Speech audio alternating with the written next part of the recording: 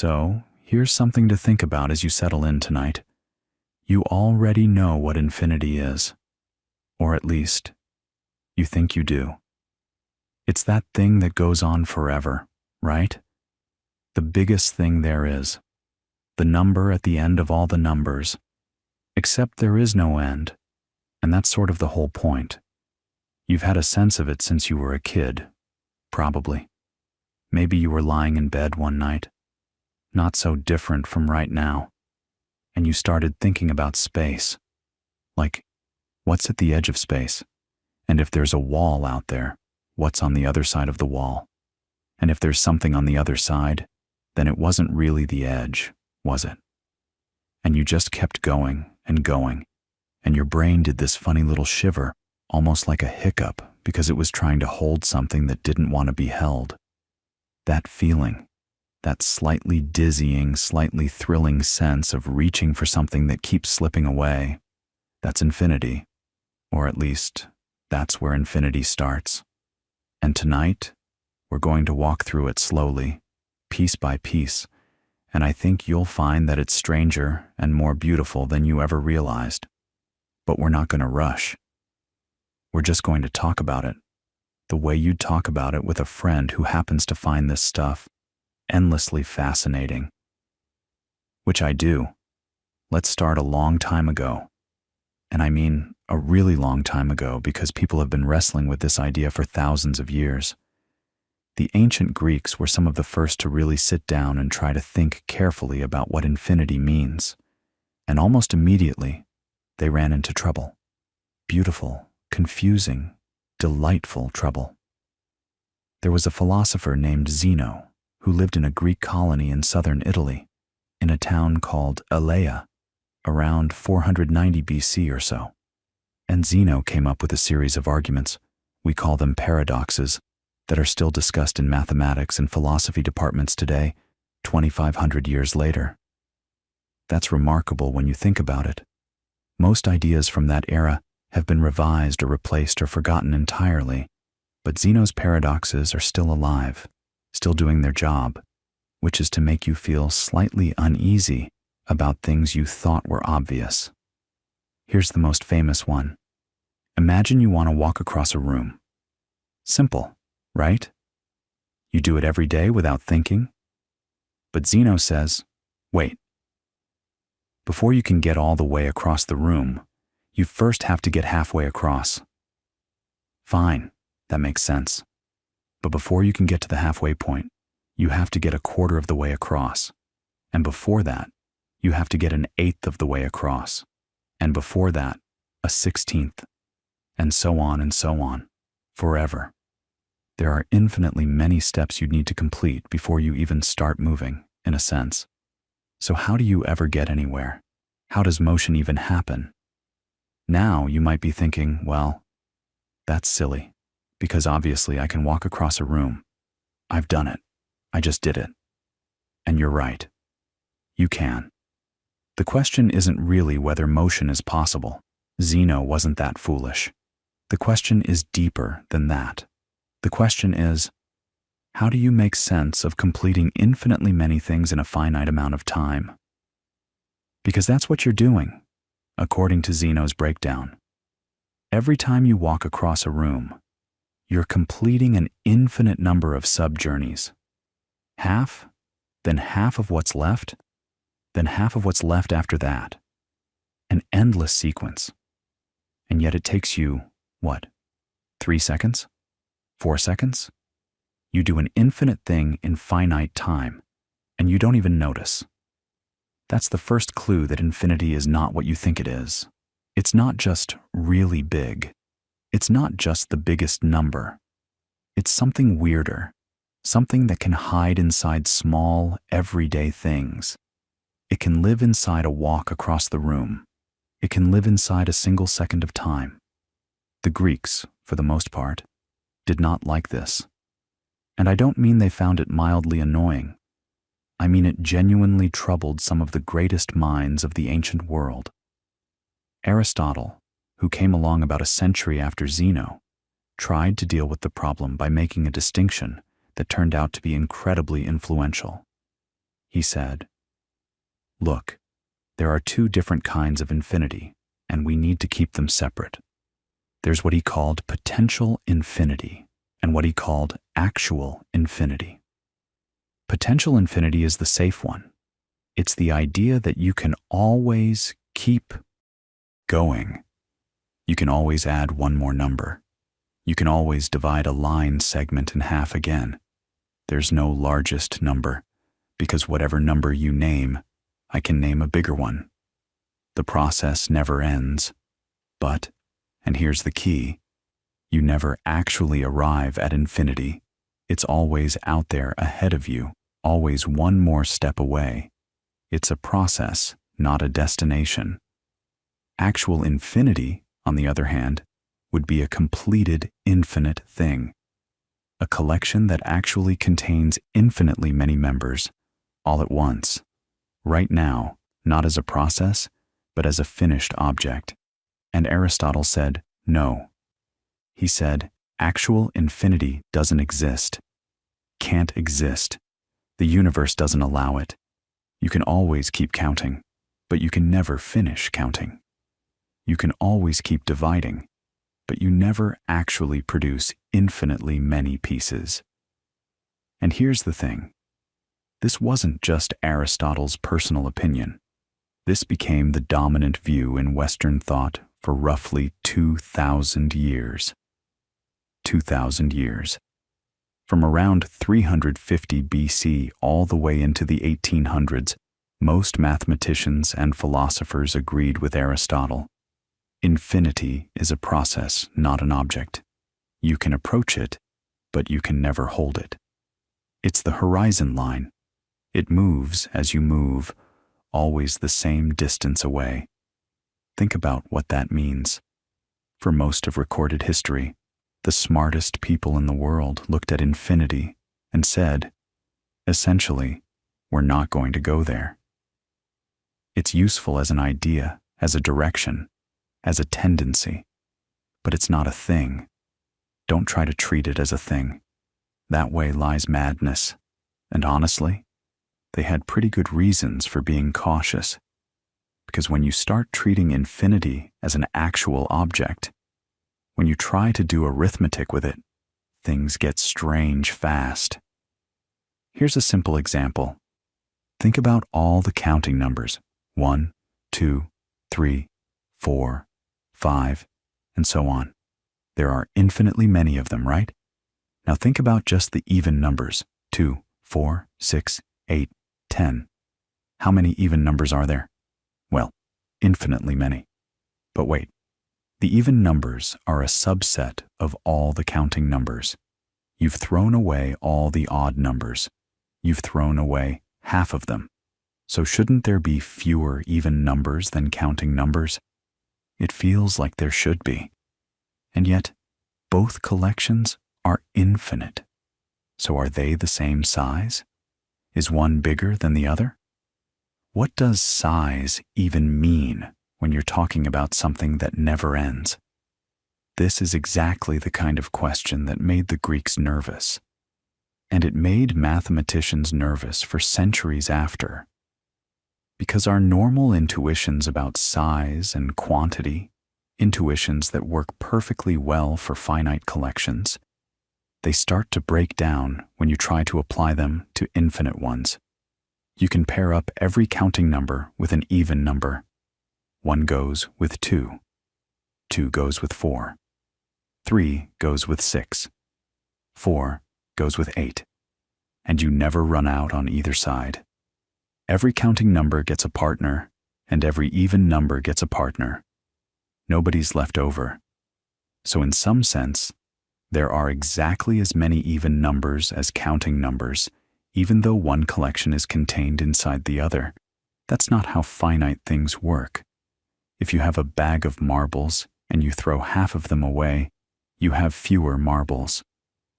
But infinity doesn't play by those rules. This is what kept people up at night.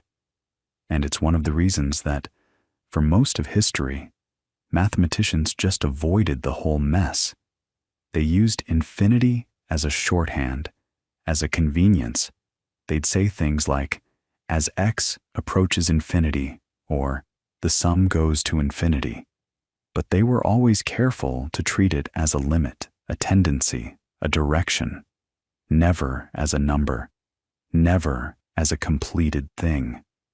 There's a beautiful example of how the ancients used infinity carefully without ever quite embracing it, and it comes from one of the greatest mathematicians who ever lived, Archimedes of Syracuse.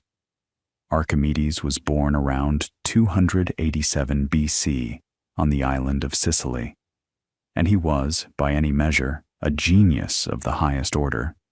He figured out the principles of buoyancy, he designed war machines that held off the Roman army for years, and he did mathematics that was so far ahead of its time that some historians believe he was essentially doing calculus 1800 years before Newton and Leibniz.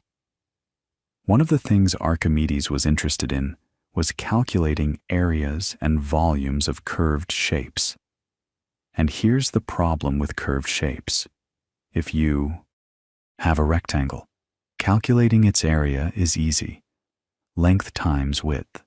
Done. But what about a circle or a parabola? The edges are curved, so you can't just multiply two numbers together. Archimedes' approach was brilliant. He would fill the curved shape with straight-edged shapes, triangles typically, and then keep adding more and more triangles, smaller and smaller, filling in more and more of the curved area. The more triangles you use, the closer your approximation gets to the true area. And if you could somehow use infinitely many infinitely small triangles, you'd get the exact answer. But here's what's fascinating. Archimedes never said infinitely many. He was too careful for that. He used a technique called the method of exhaustion, where you show that the difference between your approximation and the true answer can be made smaller than any amount you choose. You want to be within 1% of the true area? I can do that with enough triangles. You want to be within 1/1,000,000th of 1%? I can do that too. I just need more triangles. You can get as close as you like, but you never actually say the word infinity. It's potential infinity in action, always approaching, never arriving. And this approach worked. It worked remarkably well.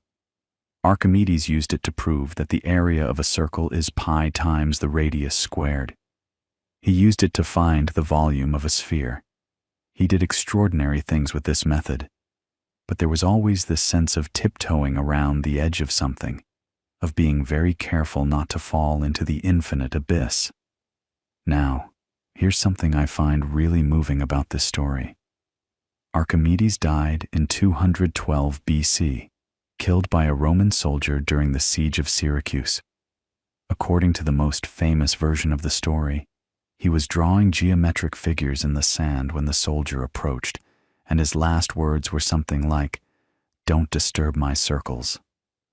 Whether that's exactly true or a later embellishment, we don't know for certain, but it captures something real about the man. This total absorption in mathematical thought, this sense that the shapes and patterns mattered more than anything else, even his own safety, and the ideas he was working with, this careful dance around infinity, they would remain essentially unchanged for a very long time. Centuries passed, the Roman Empire rose and fell, the medieval period came and went. The Renaissance brought new energy to mathematics, and eventually, in the 1600s, Newton and Leibniz independently invented calculus, which is really just a formalized way of doing what Archimedes was doing, working with infinitely small quantities to find exact answers about curves and rates of change. But even Newton and Leibniz were a little fuzzy about the foundations. They talked about infinitesimals, quantities that were infinitely small but not quite zero, and nobody could really explain what that meant in rigorous terms. It worked. The answers came out right. Bridges stood up. Cannonball trajectories could be predicted, but the logical foundations were shaky, and everyone kind of knew it. It took until the 1800s for mathematicians to finally put calculus on solid ground, and the key figures were people like Augustin Louis Cauchy and Karl Weierstrass, who replaced all that hand-waving about infinitesimals with precise definitions involving limits. And limits are, once again, potential infinity. The limit of a sequence is the value it approaches as you go further and further out, without ever needing to actually reach the end. It's Aristotle's framework, formalized and made rigorous. So by the mid-1800s, mathematics had been using infinity for over 2,000 years, but always with gloves on, always at arm's length, always as a process, never as a thing. And that might have been the end of the story. Mathematics might have continued forever in that cautious mode, treating infinity as a useful fiction, a convenient shorthand, never quite real, except that one person decided to look directly at it, to take off the gloves and actually hold infinity in his hands, examine it, count it, measure it. And what he found changed mathematics forever. And honestly, it changed what we understand about the nature of reality itself. His name was Georg Cantor, and he was about to walk into a storm that would consume the rest of his life. Georg Cantor was born in 1845 in St. Petersburg, Russia, though his family moved to Germany when he was 11. His father was a successful merchant, deeply religious, and he encouraged young Georg's mathematical talents from an early age. Cantor studied at the University of Berlin under some of the finest mathematicians of the era. People like Karl Weierstrass, actually, the very same Weierstrass who had helped put calculus on rigorous footing. So Cantor was trained in the most careful, precise tradition of 19th century mathematics. He wasn't some wild-eyed mystic. He was a rigorously educated mathematician who just happened to ask a question that nobody had dared to ask properly before. And the question was deceptively simple. It was basically this: are there different sizes of infinity? Now, think about why that question is so strange. We'd already seen, going all the way back to Galileo, that infinite sets behave weirdly. The even numbers can be paired 1-to-1 with all the counting numbers, which seems to suggest they're the same size, even though one is a subset of the other. And most mathematicians before Cantor had looked at that and said, well, that just shows you can't meaningfully talk about the size of infinite sets. Infinity is infinity. It's all the same.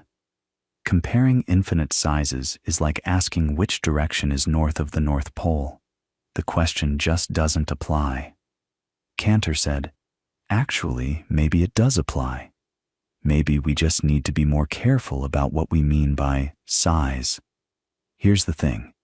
When you count finite collections, what are you really doing? If I have a basket of apples and a basket of oranges and I want to know if I have the same number of each, I don't actually need to count them. I can just pair them up. Take one apple, put it next to one orange.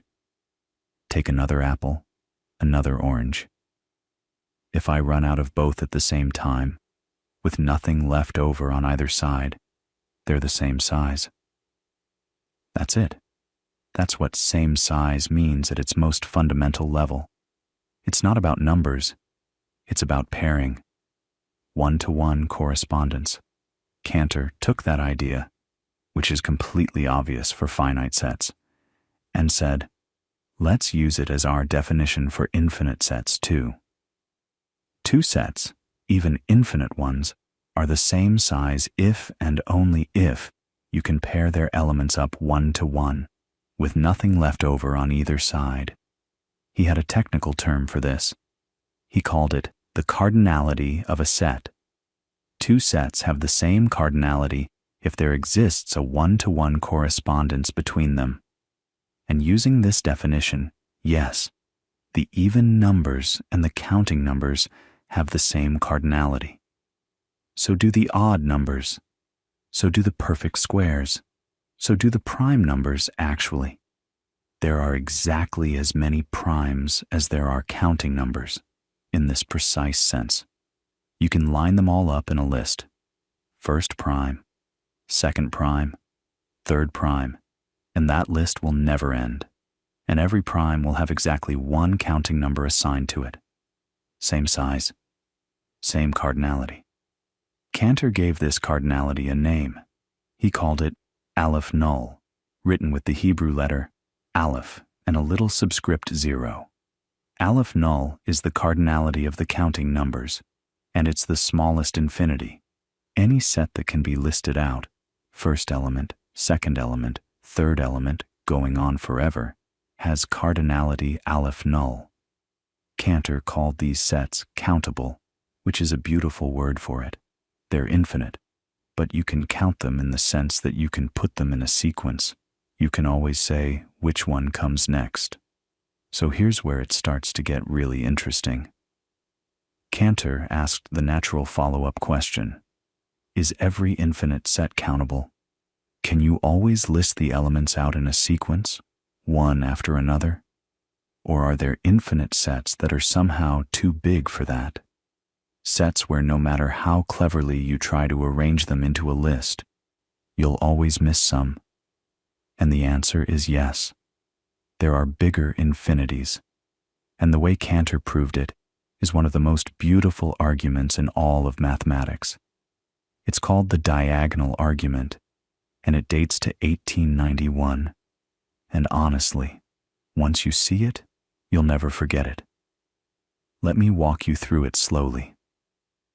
Cantor considered the real numbers, not just the counting numbers, 1, 2, 3, but all the real numbers, including all the decimals. Numbers like 1/3, which is 0.333 repeating forever, or pi, 3.14159 and on, or the square root of 2, 1.41421 and so forth.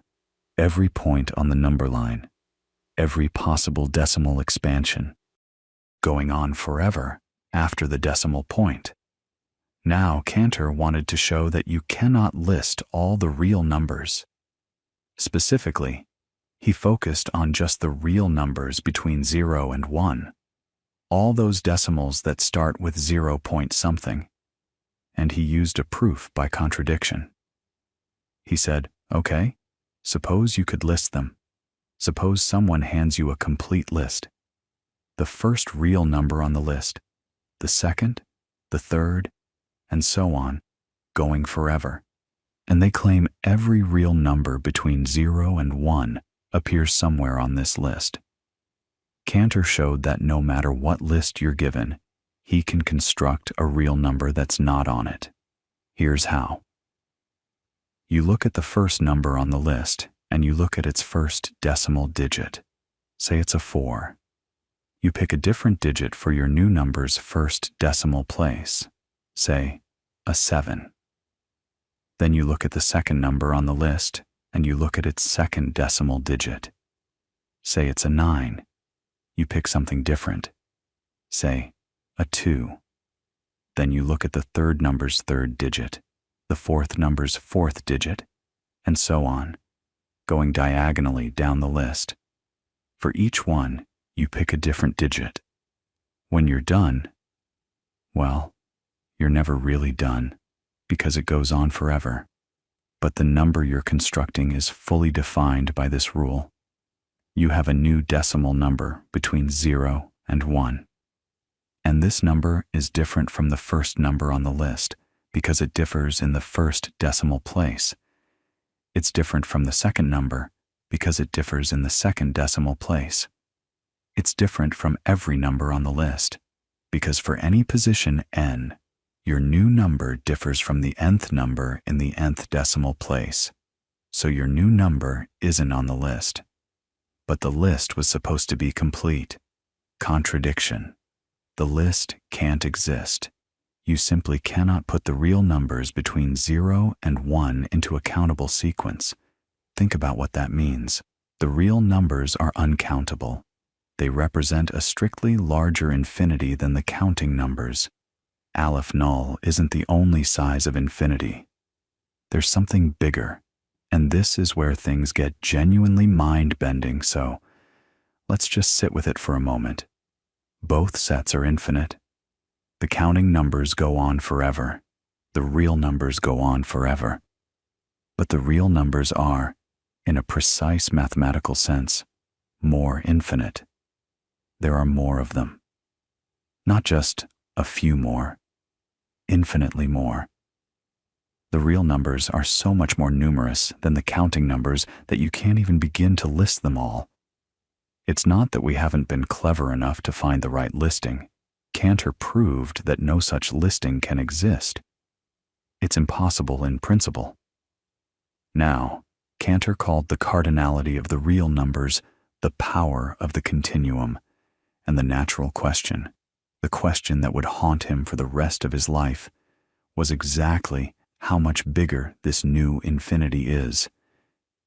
Is it the next infinity after Aleph null? Is it Aleph 1? The very next step up? Or are there other infinities lurking in between? Cantor believed the answer was yes, the continuum is Aleph 1, the very next infinity after Aleph null, with nothing in between. This belief became known as the continuum hypothesis, and he spent years, decades really, trying to prove it. He couldn't. It drove him to despair. He had periods of severe depression, was hospitalized multiple times, and spent the last years of his life in a sanatorium. He died in 1918 in Halle, Germany, without ever proving the continuum hypothesis. And here's the kicker. It turns out it wasn't his fault. It wasn't that he wasn't clever enough. In 1940, Gödel showed that the continuum hypothesis can't be disproven from the standard axioms of mathematics. And then in 1963, Paul Cohen showed that it can't be proven from those axioms either. The continuum hypothesis is independent of the foundations of mathematics as we know them. It's neither true nor false in the system we've built. It just floats there, undecidable, which is its own kind of infinity of strangeness, but we'll come back to that later. What matters right now is what Cantor had already accomplished by the 1890s. He had shown that infinity comes in sizes, that there is a hierarchy, and it doesn't stop at 2 levels. Using a technique called the power set, which just means taking all the possible subsets of a set, Cantor showed that for any infinite set, you can always construct a strictly larger one. You take all the subsets, and the collection of all subsets is always bigger than the original set. Always, even for infinite sets. So there's Aleph null, the infinity of the counting numbers. And there's a bigger infinity, the infinity of the real numbers. And there's a bigger one beyond that, and another beyond that. An infinite tower of infinities, each one dwarfing the one below it. Infinity isn't a single destination. It's a landscape, vast and layered, with structure and variety that no one had imagined before Cantor came along. Now you might think the mathematical world greeted this with excitement and applause. Some did. David Hilbert, one of the greatest mathematicians of the early 20th century, famously declared that no one shall expel us from the paradise that Cantor has created. He saw Cantor's work as a triumph, a new continent of mathematical truth, but others were horrified. And the opposition wasn't mild. Leopold Kronecker, who had been one of Cantor's professors in Berlin, was particularly vicious. Kronecker believed that mathematics should be grounded in the counting numbers and finite constructions. He reportedly called Cantor a corrupter of youth and worked actively to block his career. Cantor never received a position at the prestigious University of Berlin, the place he most wanted to be, and many historians believe Kroneker's opposition was a major reason why. Henri Poincaré, the great French mathematician, called Cantor's set theory a disease from which mathematics would eventually recover. And even among those who accepted the results, there was deep unease. Because Cantor's work didn't just add new theorems to mathematics, it forced a reckoning with the very foundations of the subject. What does it mean for something to exist in mathematics? If you can prove that a number with certain properties must exist, but you can't actually construct it or write it down, does it really exist? Cantor's arguments were full of these kinds of existence proofs, showing that something must be out there without ever pointing to it specifically. This philosophical tension was about to explode into one of the great crises in the history of mathematics. Because in the early 1900s, just as mathematicians were starting to build on Cantor's foundations, cracks started appearing. Not in Cantor's specific theorems, those held up beautifully, but in the naive version of set theory that everyone had been using. The problem was paradoxes, and the most famous one came from a quiet, pipe-smoking British philosopher named Bertrand Russell, who in 1901 asked a question so simple and so devastating that it shook the entire mathematical world to its core. Russell's question was this: consider the set of all sets that do not contain themselves. Does that set contain itself? Just sit with that for a moment.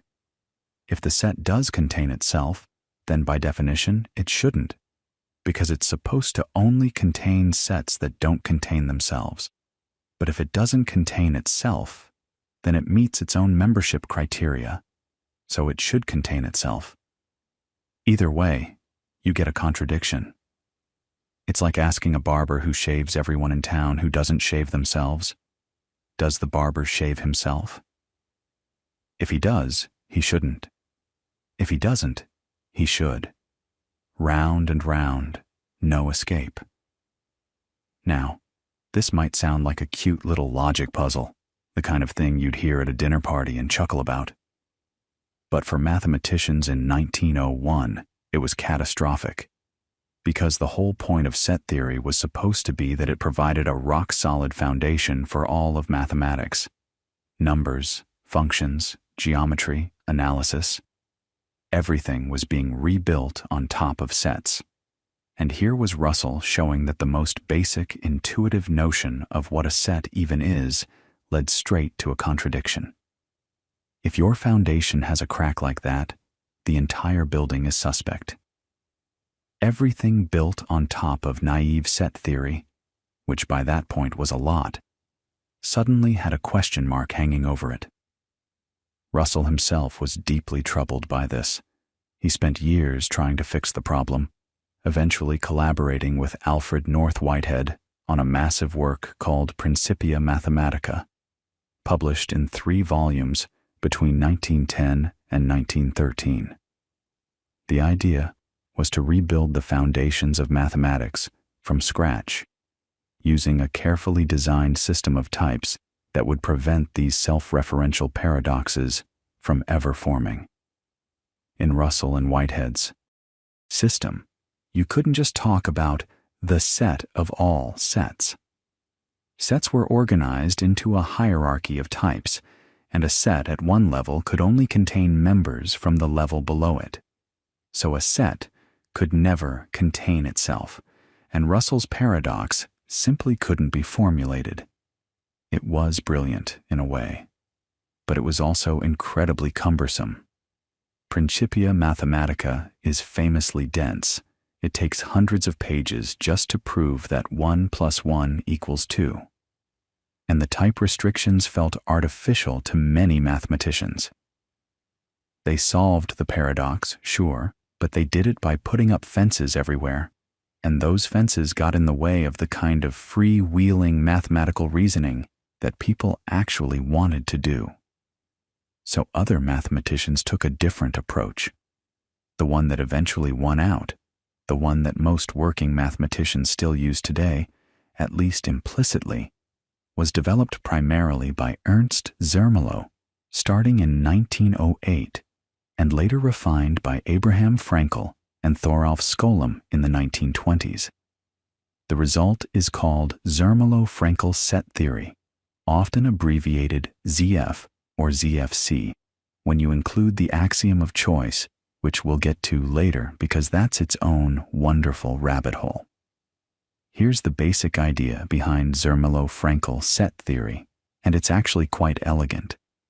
Instead of allowing you to form any set you can describe, which is what naive set theory did, and which is what got everyone into trouble, ZFC gives you a specific list of axioms, a specific list of approved ways to build sets.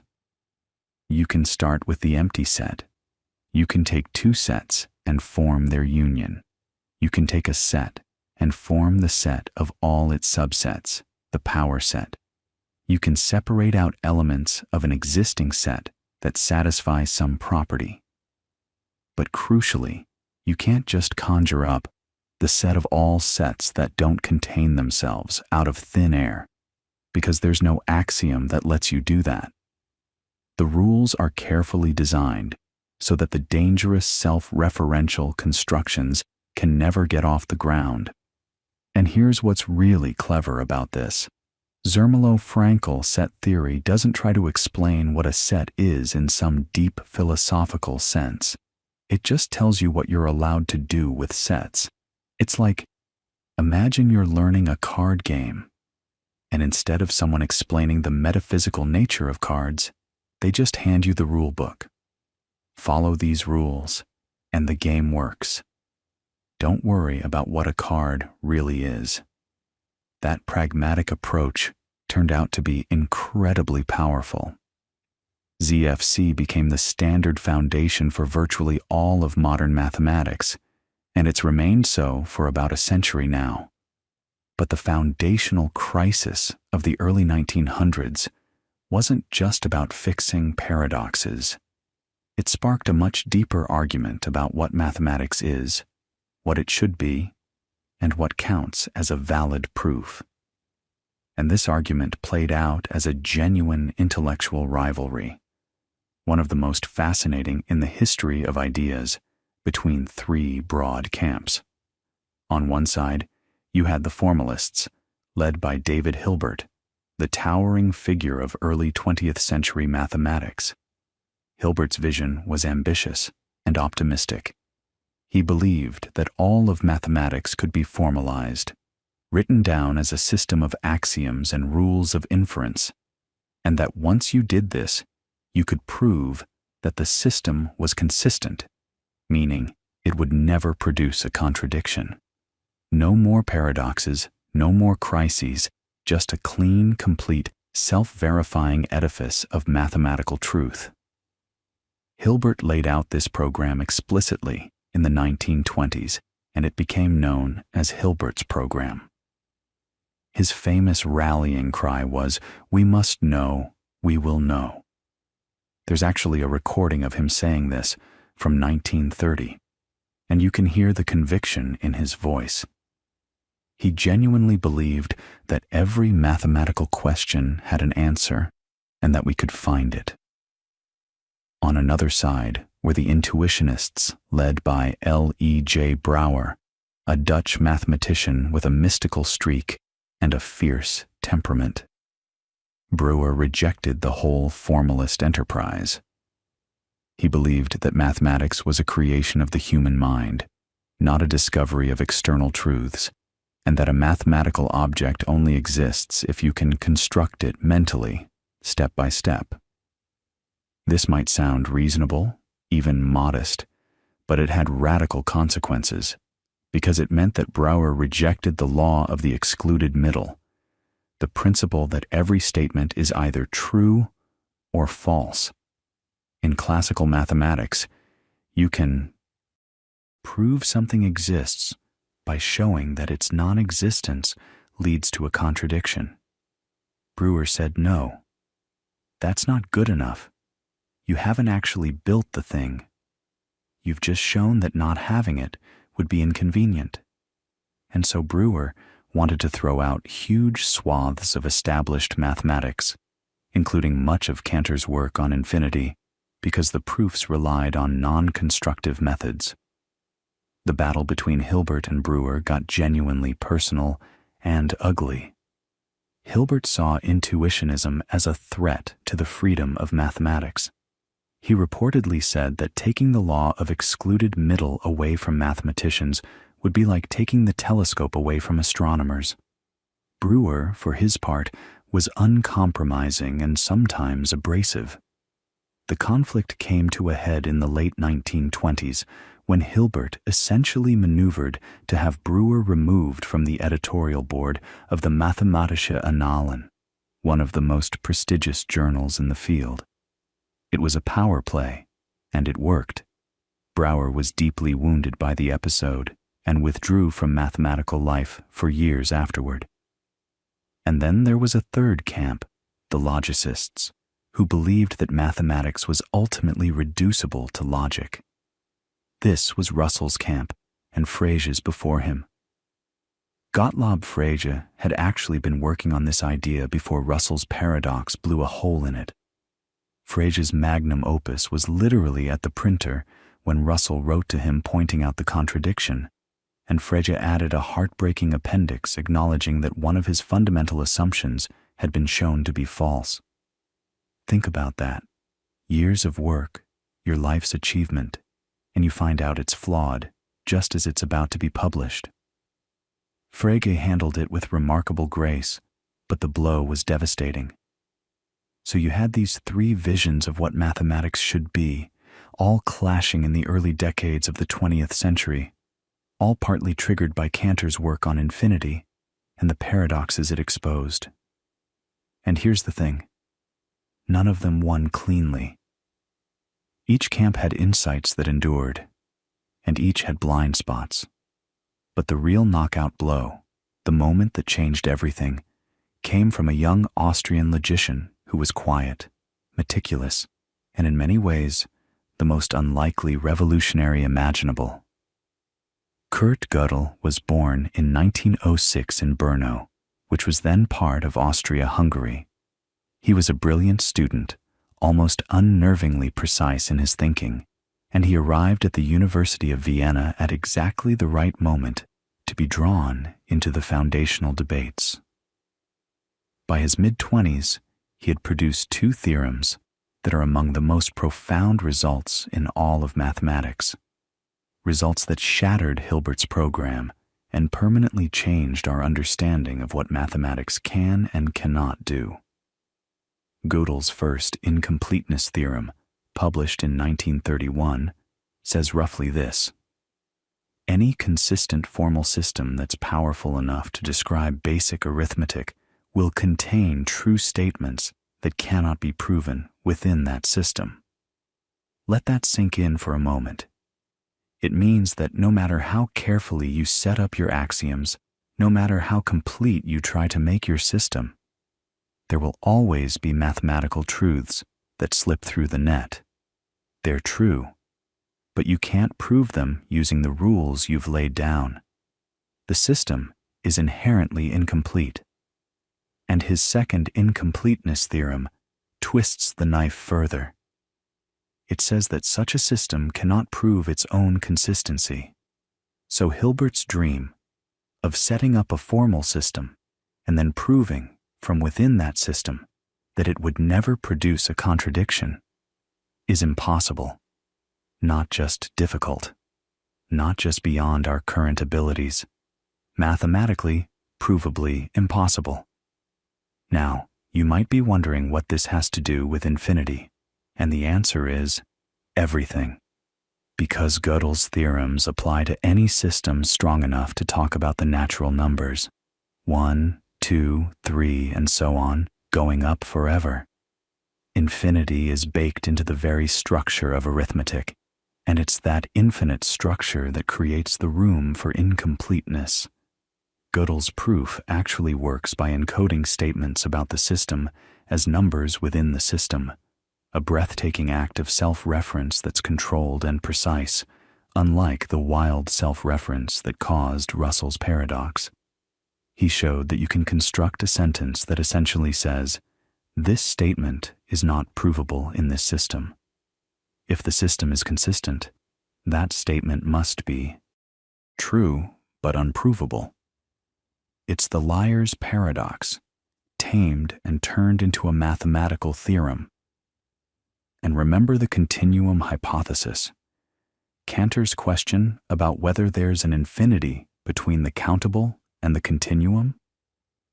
Gödel made the first major progress on that question in 1940, showing that the continuum hypothesis is at least consistent with ZFC.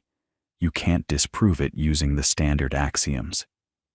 Then in 1963, Paul Cohen, a young mathematician at Stanford, completed the picture by showing that you also can't prove it. The continuum hypothesis is independent of ZFC.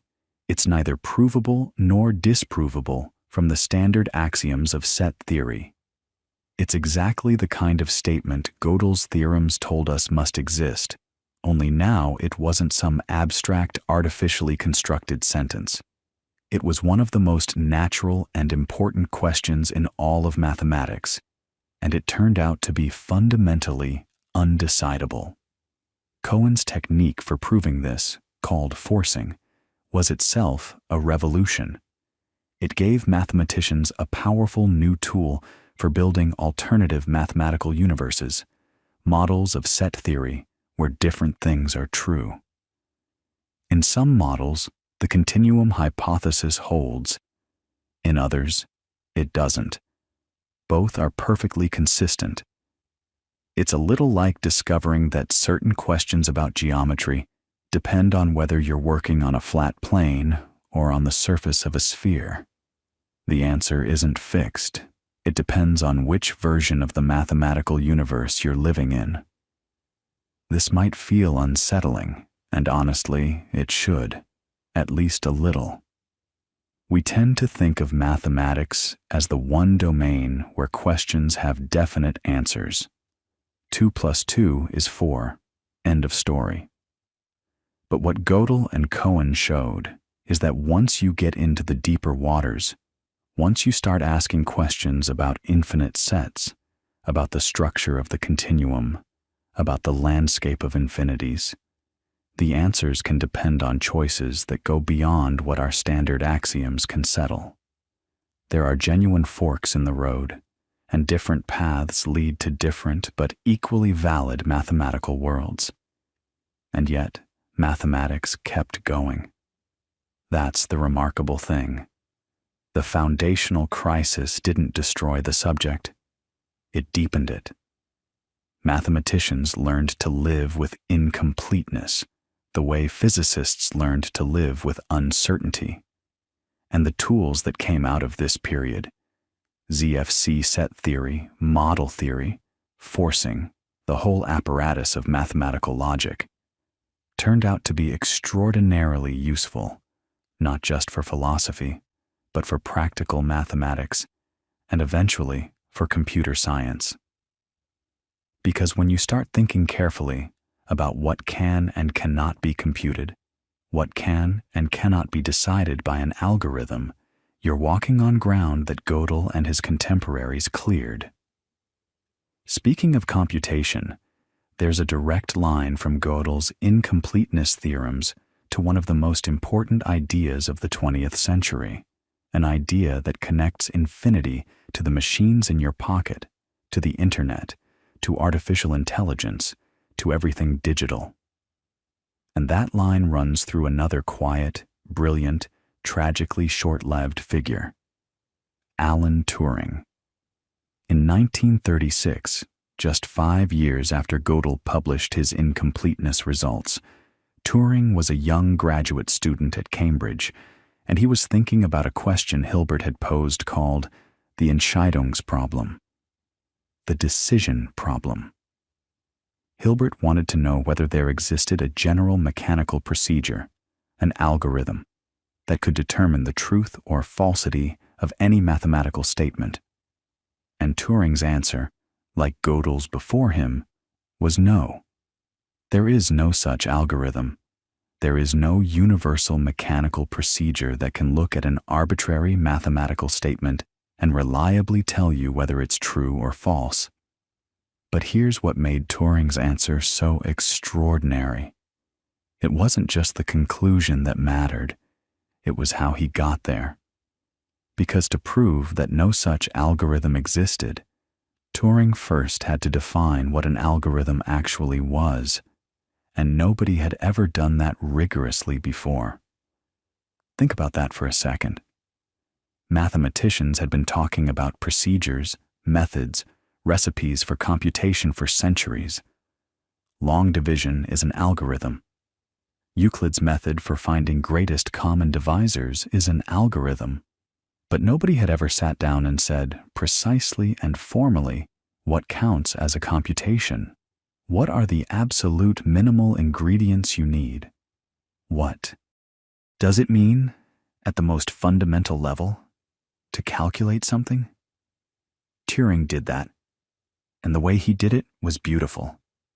He imagined a machine, not a real physical machine, a theoretical one, an idealized one. Picture an infinitely long strip of tape, divided into squares, each square either blank or containing a symbol. There's a little head that can read the symbol on the current square, write a new symbol, and move one square to the left or right. The machine operates according to a fixed set of rules, a table of instructions that says, if you're in this state and you see this symbol, write that symbol, move in this direction, and switch to that state. That's it. That's the whole machine. An infinite tape, a read-write head, and a finite table of rules. It sounds almost absurdly simple, right? Like a toy. But here's what's wild. Turing showed that this simple machine, what we now call a Turing machine, can compute anything that any algorithm can compute. Anything. If a problem can be solved by any mechanical procedure whatsoever, a Turing machine can solve it.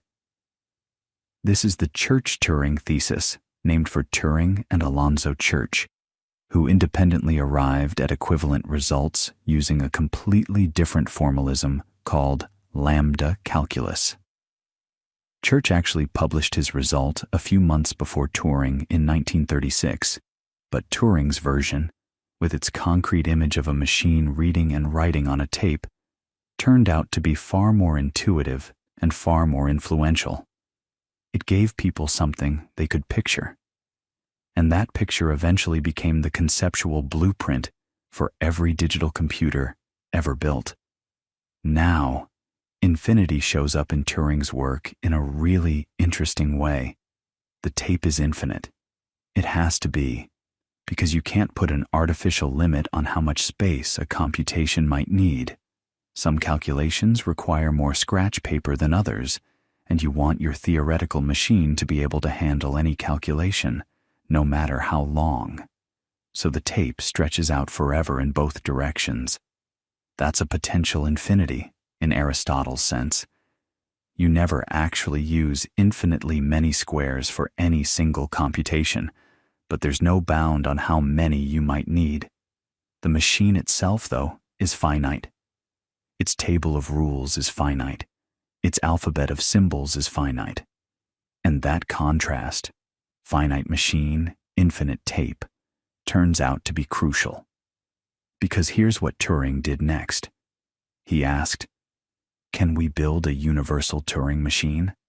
A single machine that can simulate any other Turing machine? And the answer is yes.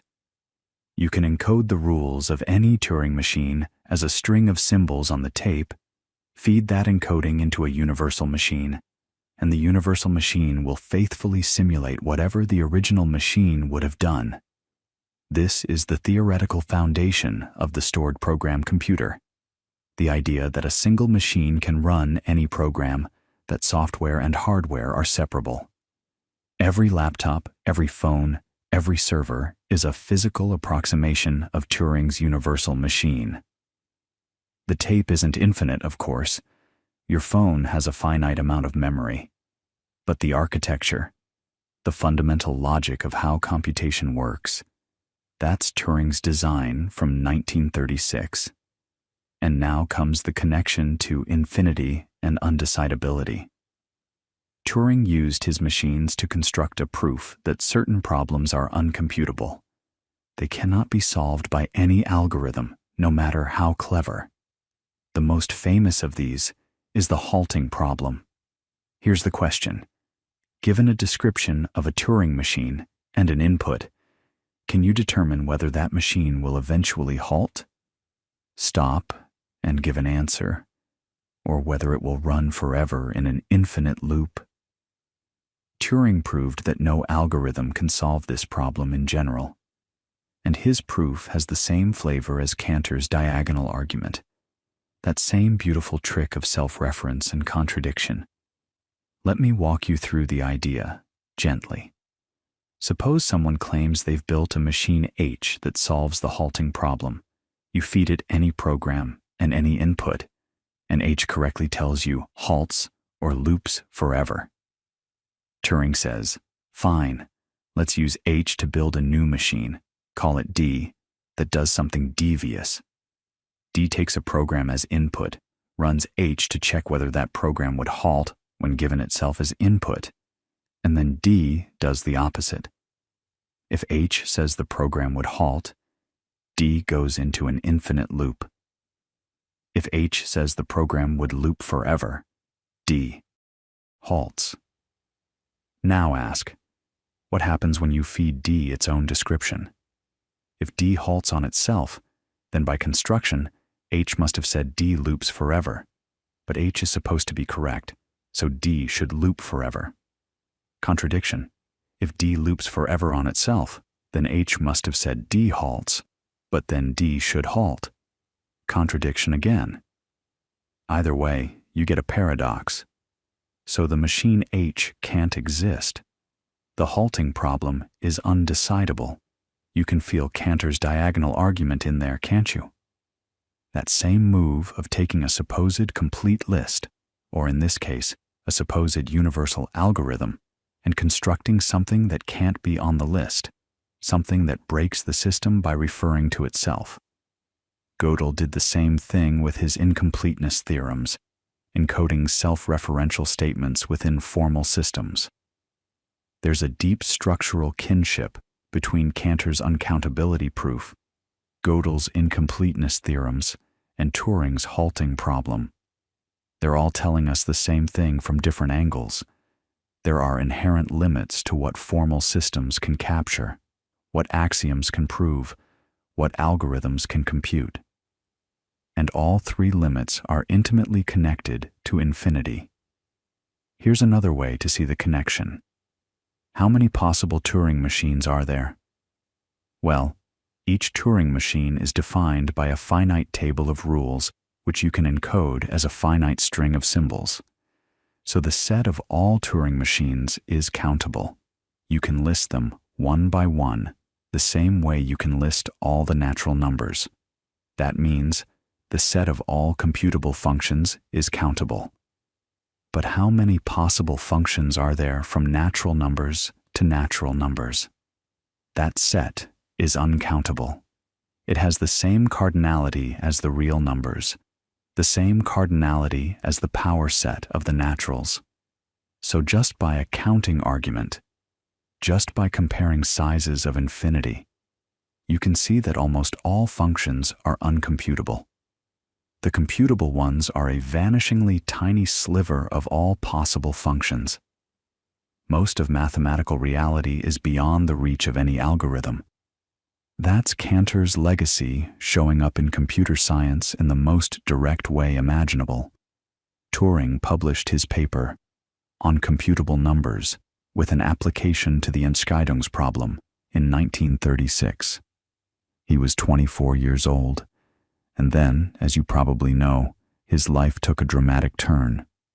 During World War II, he worked at Bletchley Park, where he was instrumental in breaking the German Enigma codes, work that historians estimate shortened the war by at least 2 years and saved millions of lives. After the war, he helped design some of the first actual electronic computers at the National Physical Laboratory and then at the University of Manchester. He thought about artificial intelligence before the field had a name, proposing the famous Turing test in 1950, the idea that a machine could be considered intelligent if a human couldn't distinguish its responses from those of another human in conversation. But in 1952, Turing was prosecuted for homosexuality, which was a criminal offense in Britain at the time. He was convicted and subjected to chemical castration. 2 years later, in June 1954, he was found dead from cyanide poisoning. He was 41 years old. The coroner ruled it a suicide, though some have questioned that conclusion. It was a devastating, senseless loss, one of the greatest minds of the 20th century destroyed by prejudice and cruelty. The British government didn't formally apologize until 2009, and Turing didn't receive a royal pardon until 2013. But his ideas lived on and multiplied, and the connection between infinity and computation kept deepening. Let's talk about something that might surprise you: the way infinity shows up in the everyday workings of the algorithms and data structures that run the modern world. When computer scientists analyze algorithms, they think about how the running time or memory usage grows as the input gets larger. This is big O notation. You've maybe heard terms like order n squared or order n log n. And the framework only makes sense because you're imagining what happens as the input size approaches infinity. You're not asking how fast this particular sort runs on this particular list of 100 names. You're asking about the trend, the limiting behavior, as the list grows without bound. It's the same kind of reasoning that Cauchy and Weierstrass brought to calculus. The careful analysis of what happens in the limit, infinity as a tool for understanding finite things. And then there's the whole field of computational complexity theory, which asks not just whether a problem can be solved by an algorithm, but how efficiently. The most famous open question in all of computer science, arguably in all of mathematics, is the P versus NP problem. Can every problem whose solution can be quickly verified also be quickly solved? It's one of the 7 Millennium Prize problems with a $1 million bounty, and it remains unsolved. But the tools used to think about it, oracle machines, relativization, diagonalization, the arithmetic hierarchy, all trace back to the foundational work of Gödel, Turing, and their contemporaries. The fingerprints of infinity are everywhere, and there's something else, something more philosophical, that Turing's work illuminates. Remember how we talked about Cantor discovering different sizes of infinity, the countable infinity of the natural numbers, and the uncountable infinity of the real numbers, and how the continuum hypothesis, the question of whether there's an infinity between those two, turned out to be independent of ZFC? Well, there's an analogous landscape in computability theory. Not all uncomputable problems are equally uncomputable.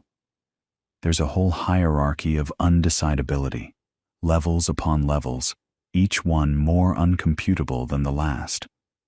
The halting problem is uncomputable, but there are problems that are harder than the halting problem, problems that would still be uncomputable, even if you had a magic oracle that could solve the halting problem for you.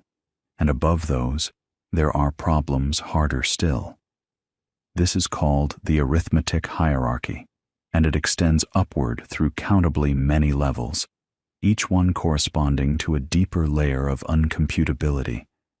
It's like discovering that the ocean has depths you never imagined. You thought the seafloor was the bottom, and then you find trenches, and below the trenches, caverns, and the structure just keeps going. The landscape of the uncomputable is infinitely richer and more complex than the landscape of the computable. And mapping that landscape, understanding its structure, its connections, its surprises, has been one of the great intellectual projects of the last 80 years. But let's come back to something more tangible for a moment, because there's a place where infinity and computation collide that affects you directly, probably every single day, and you might never have thought about it. It has to do with the real numbers, and with a question that sounds simple, but turns out to be genuinely deep. How do you represent a number in a computer? Because computers are finite machines with finite memory, and the real numbers are uncountably infinite. So right away, you've got a problem. You can't store all the real numbers. You can't even store most of them. You're trying to pour an ocean into a teacup, and the mismatch isn't just large, it's infinite. So what do? You compromise. And the way computers compromise is fascinating, and it has consequences that ripple through everything from video games to weather forecasting to the balance in your bank account. Here's how it works. Most computers today use something called floating point arithmetic, and the standard that governs it has a name and a history worth knowing. It's called IEEE 754, and it was finalized in 1985, though people had been wrestling with the underlying problems for decades before that.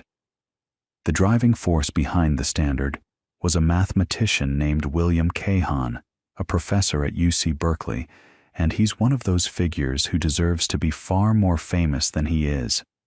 Kahan spent years fighting for a consistent, well-designed way for computers to handle real numbers, and the standard he championed is now used in virtually every processor on Earth. Your phone uses it, your laptop uses it, the servers running your streaming service use it. It's everywhere. So what does floating point actually do? Think of it like scientific notation. You know how in science class you'd write a number like 300 million as 3 times 10 to the 8th? You've got a significand, the 3, and an exponent, the 8. And together, they let you represent very large or very small numbers without writing out all the zeros. Floating point works the same way, but in binary. You get a certain number of bits for the significand, a certain number for the exponent, and 1 bit for the sign, positive or negative. In the most common format, called double precision, you get 64 bits total. That gives you roughly 15 to 17 significant decimal digits of precision. And here's the thing. That sounds like a lot, right? 15 digits? For most everyday purposes, that's more than enough. But it means you're rounding, constantly. Every time you store a real number in a computer, you're snapping it to the nearest representable floating point value, like a magnet pulling a marble to the nearest groove on a track. The grooves are very close together near zero and get farther apart as the numbers get larger. So you've got better precision for small numbers and worse precision for large ones. And most of the time, this is fine. The errors are tiny, but they accumulate. Let me give you a classic example. If you open up almost any programming language and ask it to compute 0.1 plus 0.2, you might expect to get 0.3, but you don't. You get something like 0.3000000000000004. There's a tiny error in the last decimal place, and the reason is that 1/10, the simple fraction 1 over 10, cannot be represented exactly in binary floating point. It's a repeating binary fraction, the same way 1/3 is a repeating decimal. So the computer stores its best approximation, and when you add two of those approximations together, the tiny errors compound, and you get a result that's very close to 0.3, but not exactly 0.3. This has tripped up countless beginning programmers, and honestly, it trips up experienced ones too. Now, for adding up a few numbers, this barely matters. But imagine you're doing a simulation, say, modeling the atmosphere for a weather forecast. You're doing billions of calculations, each one introducing a tiny rounding error, and those errors feed into subsequent calculations, which introduce their own errors, and so on. Over time, the errors can grow. They can cascade. And this is one of the deep reasons why weather forecasts become unreliable beyond about 10 days. It's not just that the atmosphere is chaotic, though it is. It's that the computational tools we use to model it are fundamentally approximate, because we're using finite representations of infinite mathematical objects. This connects to something beautiful and a little unsettling that was discovered in the 1960s by Edward Lorenz, a meteorologist at MIT. Lorenz was running a simple weather simulation on an early computer, and one day, in 1961, he wanted to rerun a simulation from partway through. Instead of starting over from the beginning, he typed in the numbers from a printout of an earlier run. But the printout showed only 3 decimal places, while the computer internally used 6. So the numbers he typed in were rounded, off by less than 1 part in 1,000. And what he found was that the new simulation diverged wildly from the original. Tiny differences in initial conditions led to completely different weather patterns. This was the birth of what we now call chaos theory, and Lorenz's famous metaphor, the butterfly effect, the idea that a butterfly flapping its wings in Brazil might set off a tornado in Texas, is really at its core a story about the collision between the infinite precision of mathematics and the finite precision of computation. So here you are, lying in bed, and maybe you've never thought about this, but every number your phone displays, every calculation your computer performs, every financial transaction processed by a bank's servers, all of it is happening in this strange, approximate world where the real numbers have been squeezed into a finite grid of representable values. And the grid is very fine, fine enough that almost nobody notices the gaps. But the gaps are there. They're always there. And understanding them, managing them, designing algorithms that don't let the errors spiral out of control. That's an entire field of mathematics called numerical analysis, and it's one of those disciplines that quietly holds the modern world together. Kahan, the architect of IEEE 754, understood this deeply. He fought for specific features in the standard, things like special values for positive and negative infinity, a special not a number value for undefined operations, precise rules for rounding, because he knew that without careful design, floating point arithmetic could produce silently wrong answers, and he had seen the consequences. In 1991, during the first Gulf War, a Patriot missile battery in Dhahran, Saudi Arabia, failed to intercept an incoming Scud missile, and 28 American soldiers were killed.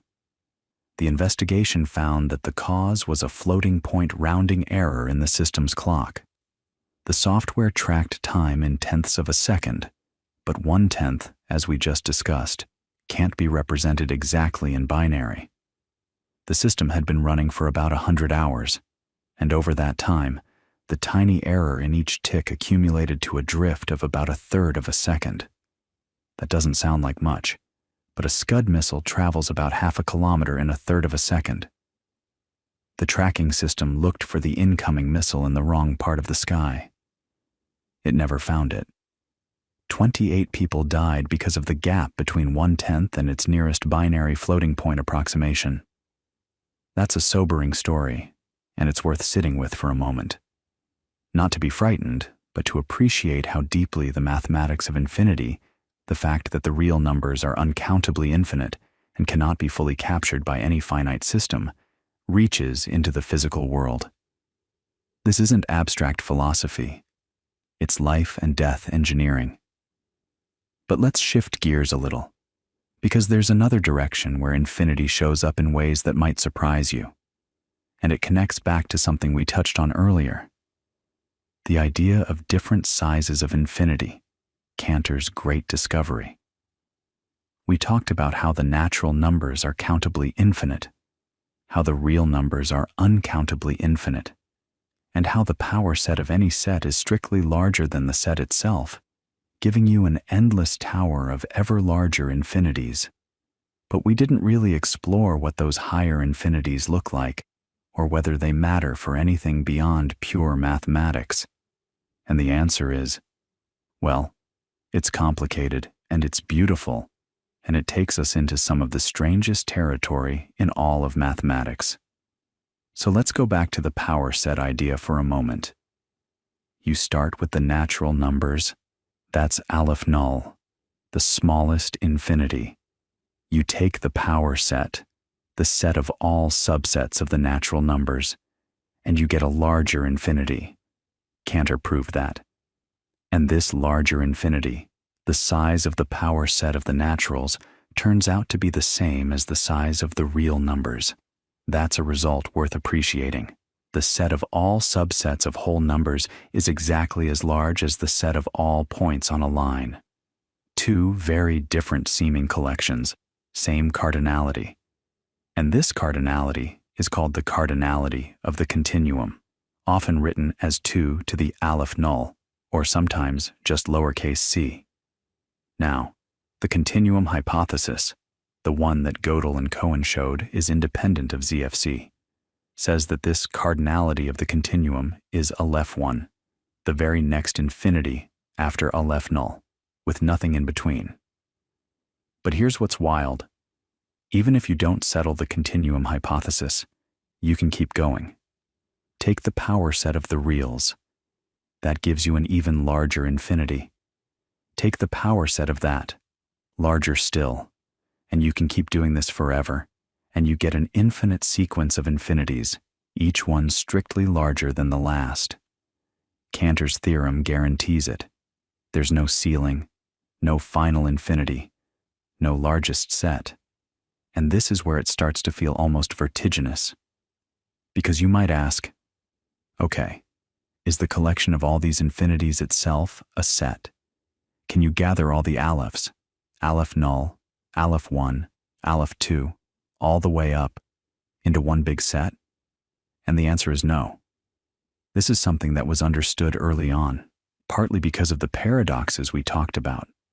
Russell's paradox, and a related one called Burali-Forti's paradox, discovered in 1897 by Cesare Burali-Forti, an Italian mathematician. Burali-Forti showed that the collection of all ordinal numbers leads to a contradiction if you treat it as a set. The collection is too big to be a set. It's what mathematicians call a proper class, a collection that is real, that you can talk about and reason about. But that cannot be a member of any set. It's like discovering that the universe contains things that are too large to fit inside the universe's own inventory system. This is one of those ideas that can make your head spin if you think about it too hard, which is maybe not ideal when you're trying to fall asleep. So let me bring it back down to earth with a thought that I find genuinely comforting. The fact that mathematics contains these layers, these depths beyond depths, these infinities beyond infinities, these truths that can't be proved and problems that can't be solved, doesn't mean mathematics is broken. It means mathematics is alive. It means there will always be more to discover, more to understand, more to wonder about. Gödel showed us that no finite system of axioms can capture all mathematical truth. Turing showed us that no algorithm can solve all problems. Cantor showed us that infinity itself has a structure so rich that we'll never exhaust it. And somehow, despite all of that, or maybe because of all of that, mathematics keeps working. Engineers keep building bridges. Computers keep computing. The floating point approximations keep being good enough, most of the time, to land the plane and balance the books and predict tomorrow's weather. And that brings us to something I've been wanting to talk about, something that connects all of these threads in a way that I think is genuinely profound. It has to do with a question that mathematicians and physicists have been circling around for over a century, and it's this. Is the physical universe itself infinite? Not in the mathematical sense. We've been talking about mathematical infinity, which is an abstraction, a concept that lives in the world of ideas. But what about the actual physical cosmos? Is space infinite? Is time infinite? Is matter infinitely divisible?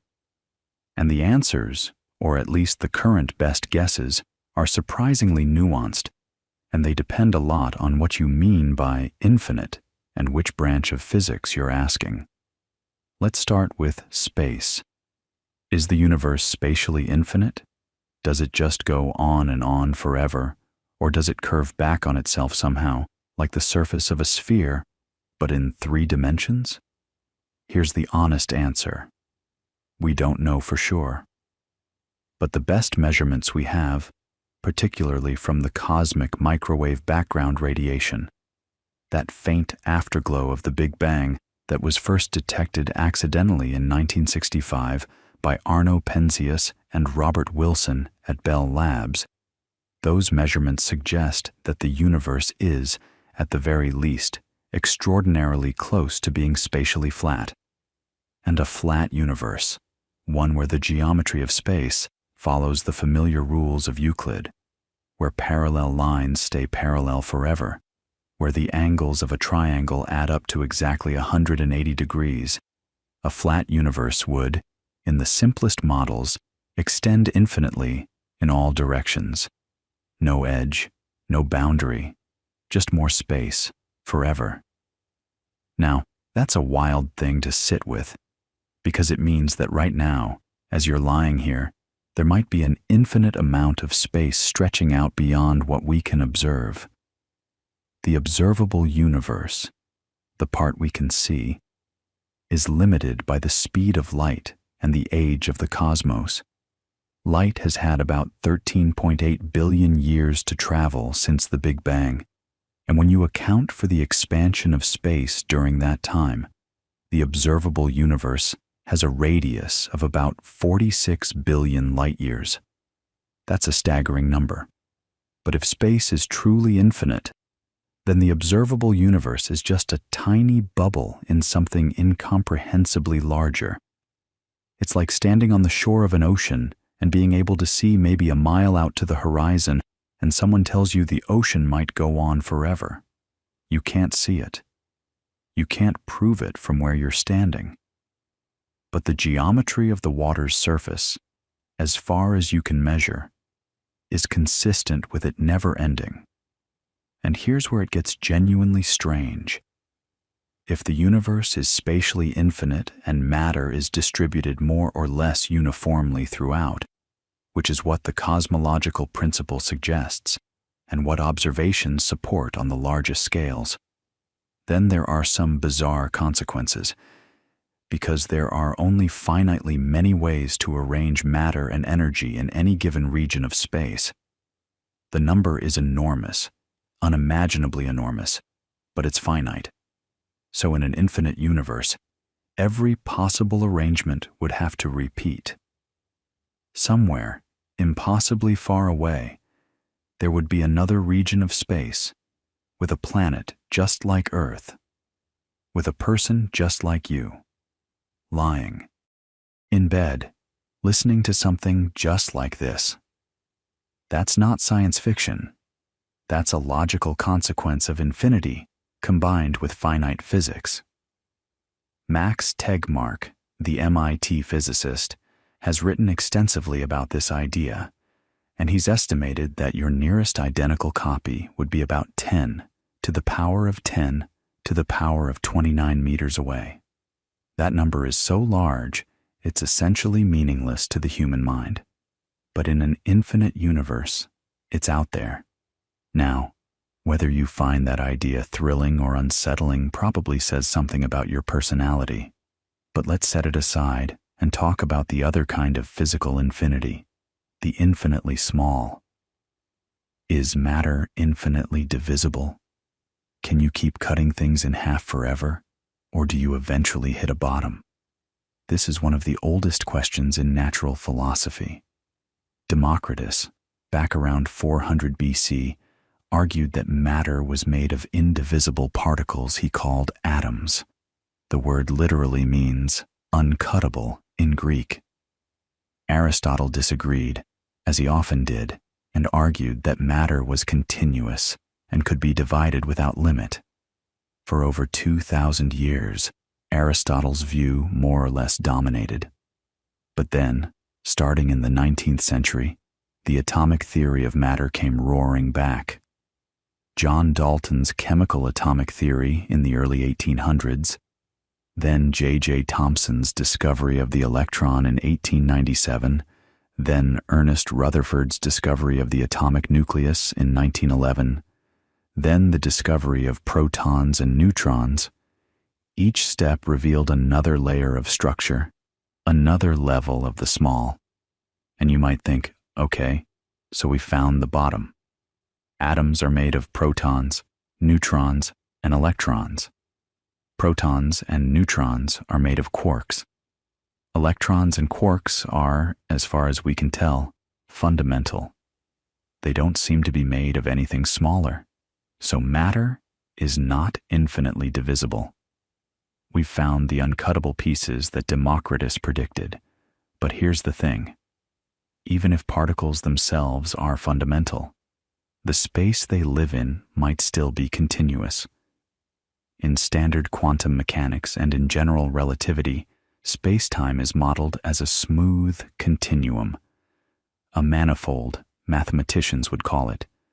Between any 2 points, no matter how close together, there are infinitely many other points. Sound familiar? That's exactly the structure of the real number line that Cantor showed was uncountable. So in our best current theories of physics, space itself has the cardinality of the continuum. There are uncountably many points in every tiny region of space, no matter how small. But, and this is a big but, there are reasons to suspect that this might be an approximation. That at some incredibly tiny scale, space itself might become discrete, grainy, pixelated, if you want a modern metaphor. The scale where this might happen is called the Planck length, named after Max Planck, who introduced it around 1899. It's about 1.6 times 10 to the negative 35 meters. To give you a sense of how small that is, if you took an atom and blew it up to the size of the observable universe, the Planck length would still be smaller than a single atom in the original, unenlarged world. It's small beyond comprehension. At that scale, our two best theories of physics, general relativity and quantum mechanics, start to contradict each other. General relativity says space-time is smooth and curved by mass and energy. Quantum mechanics says everything at small scales is quantized, comes in discrete packets. Both theories work spectacularly well in their own domains. General relativity describes gravity, the large-scale structure of the cosmos, black holes, the expansion of the universe. Quantum mechanics describes atoms, particles, chemistry, electronics, everything at the small scale. But when you try to apply both theories at the same time, when you try to describe what happens at the center of a black hole, or what happened at the very first instant of the Big Bang. When all the matter in the observable universe was compressed into a region smaller than a Planck length, the math breaks down. You get infinities. Not the nice, tame infinities of Cantor's hierarchy, but ugly infinities. Infinities that signal that your theory is giving you nonsense. And this is one of the great unsolved problems in physics. How do you reconcile general relativity with quantum mechanics?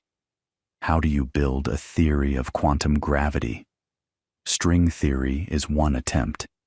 It replaces point particles with tiny vibrating strings, and it requires extra dimensions of space, usually 10 or 11 total. Loop quantum gravity is another approach. It tries to quantize space-time itself, suggesting that space comes in discrete chunks, tiny grains of volume at the Planck scale. In loop quantum gravity, space is not infinitely divisible. It has a minimum size. There's a smallest possible volume, a smallest possible area. Infinity is banished from the structure of space itself. We don't know which approach, if either, is correct. We might not know for a long time. The energies needed to probe the Planck scale directly are so far beyond what any particle accelerator can achieve that it's hard to even imagine how we'd test these ideas experimentally. But the theoretical work continues, and it's one of the most active and fascinating areas of modern physics. So let me pull back and think about what all of this means for our story about infinity. We started with counting. 1, 2, 3, and the realization that you never run out of numbers. We went through the Greeks, through calculus, through Cantor's paradise of infinite sets, through the logical crises and the foundational rebuilding, through computability and the limits of algorithms, through the practical collisions between infinite mathematics and finite machines. And now we've arrived at this question of whether the physical universe itself embodies infinity or merely approximates it. And here's what I find so beautiful about where we've ended up. The relationship between mathematics and physics, between the abstract and the concrete, is one of the deepest mysteries in all of human thought. Eugene Wigner, the physicist, wrote a famous essay in 1960 called The Unreasonable Effectiveness of Mathematics in the Natural Sciences. His point was simple but profound. Why does mathematics work so well for describing the physical world? Why do equations scribbled on a blackboard by a theorist turn out to predict, with astonishing precision, what happens in experiments decades later? Why did the abstract geometry of Bernhard Riemann, developed in the 1850s with no thought of physics, turn out to be exactly the mathematical language Einstein needed for general relativity 60 years later? Why did the bizarre algebra of matrices and complex numbers in quantum mechanics turn out to describe the behavior of atoms with 12 decimal place accuracy? Nobody has a fully satisfying answer to Wigner's question.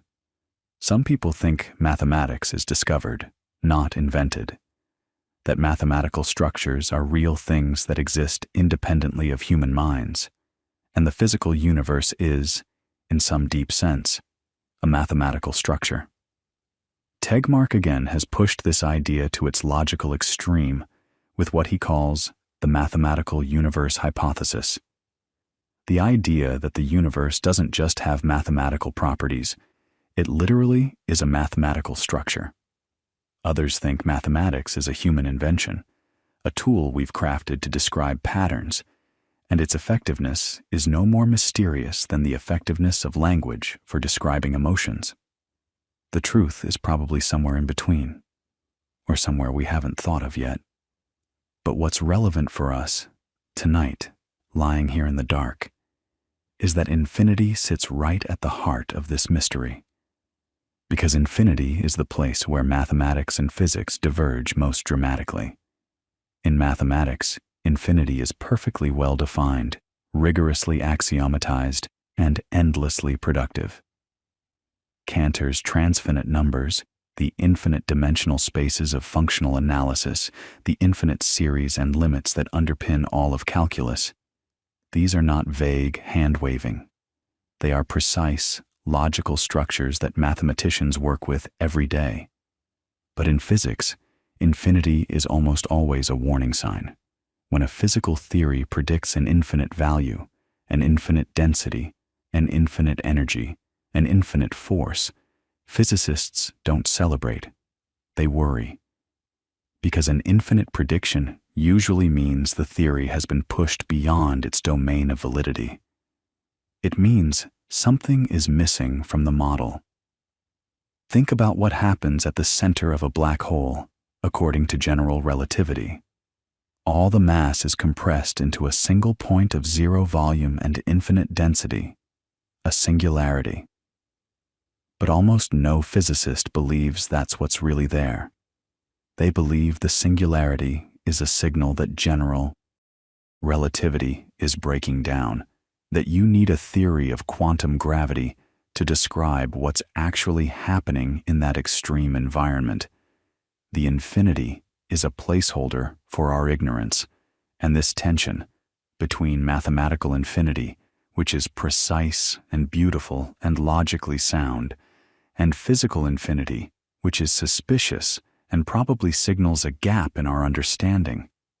This tension runs through all of modern science. It's there in quantum field theory, where calculations routinely produce infinite answers that have to be tamed through a technique called renormalization. Richard Feynman, who helped develop renormalization and won a Nobel Prize for it in 1965, famously called it sweeping the infinities under the rug. It works. The predictions you get after renormalization are the most accurate in all of science. But even Feynman was uncomfortable with the procedure. It felt like a trick. A brilliant trick, but a trick nonetheless. And so we're left with this fascinating situation where infinity is simultaneously indispensable and problematic. Mathematics needs it. Physics is suspicious of it. Computers can't represent it.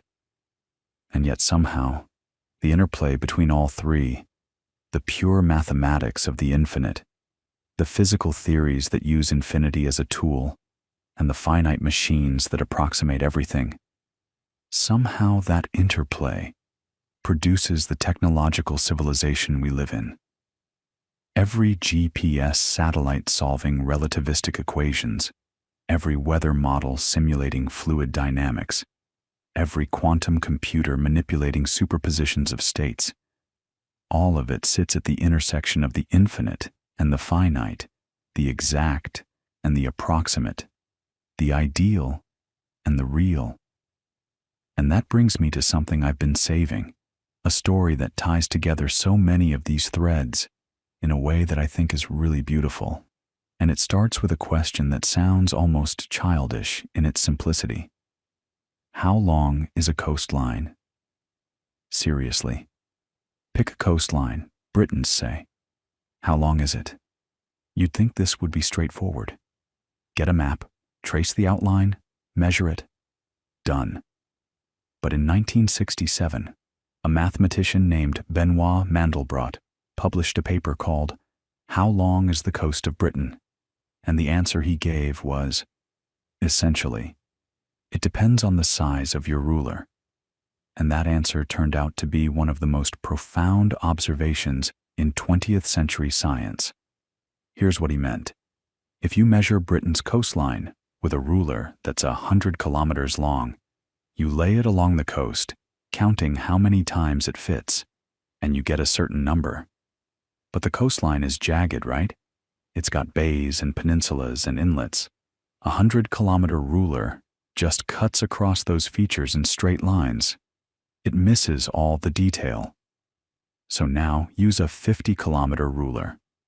You can follow the coast more closely, tracing into some of those bays, and your total measurement gets longer.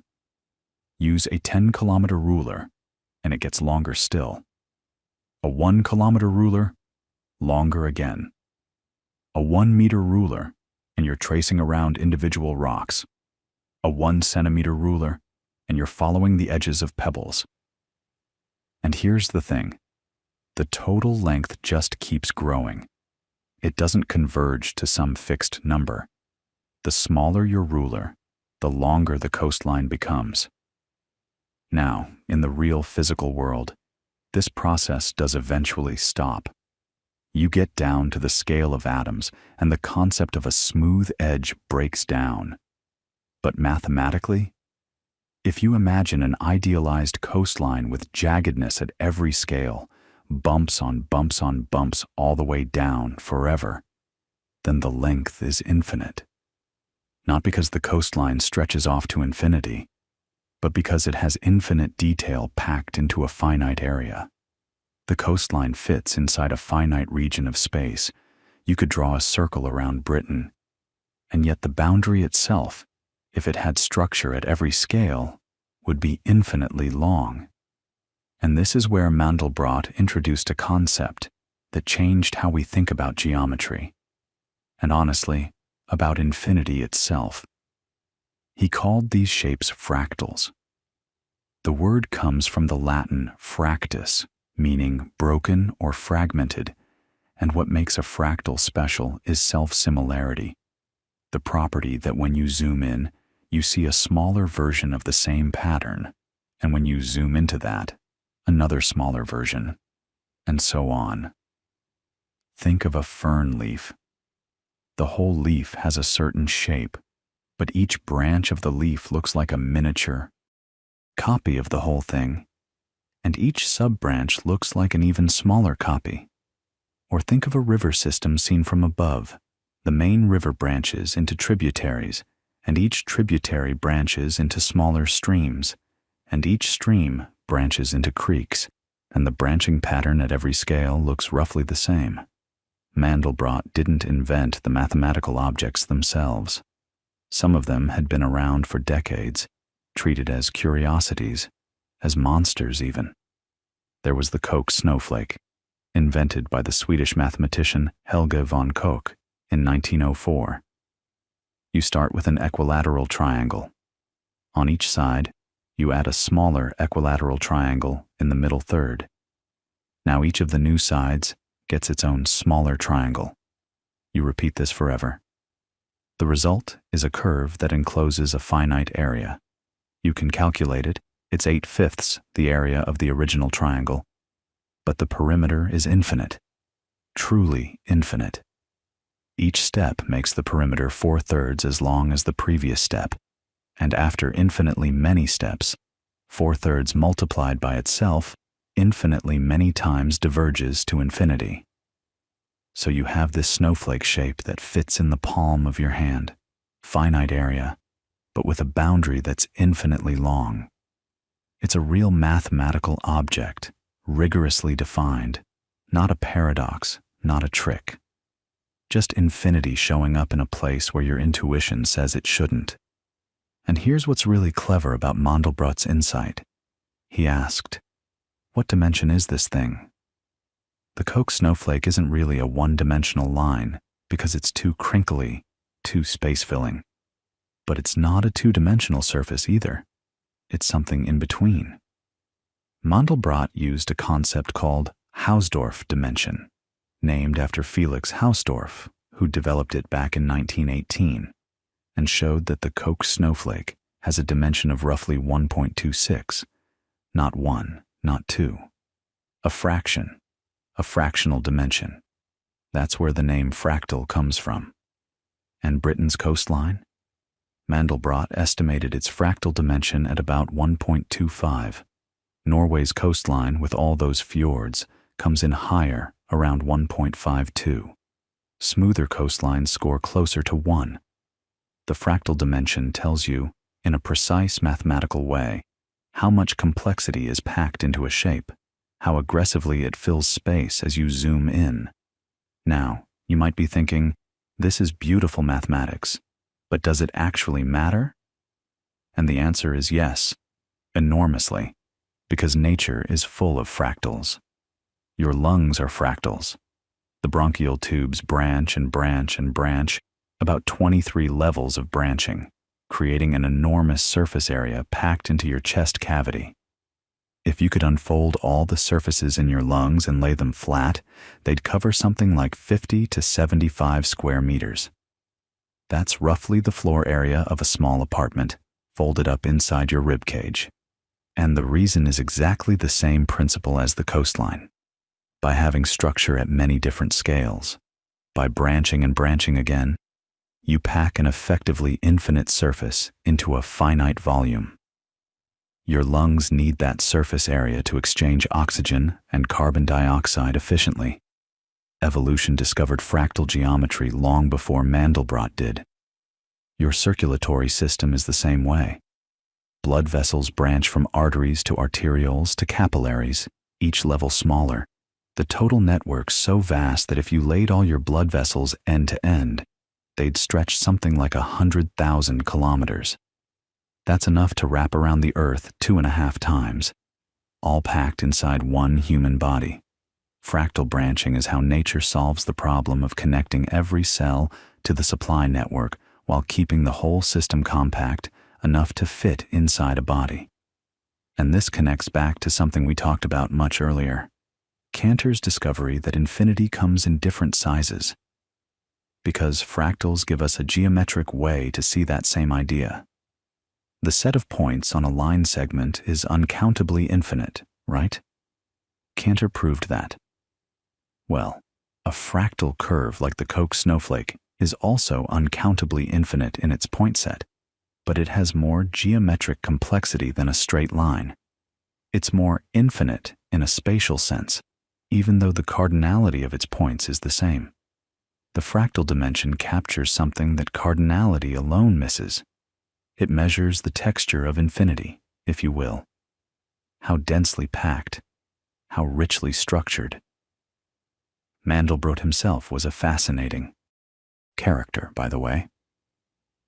Born in Warsaw in 1924 to a Lithuanian Jewish family, he moved to France as a child to escape the growing threat in Poland. During the German occupation, his family went into hiding.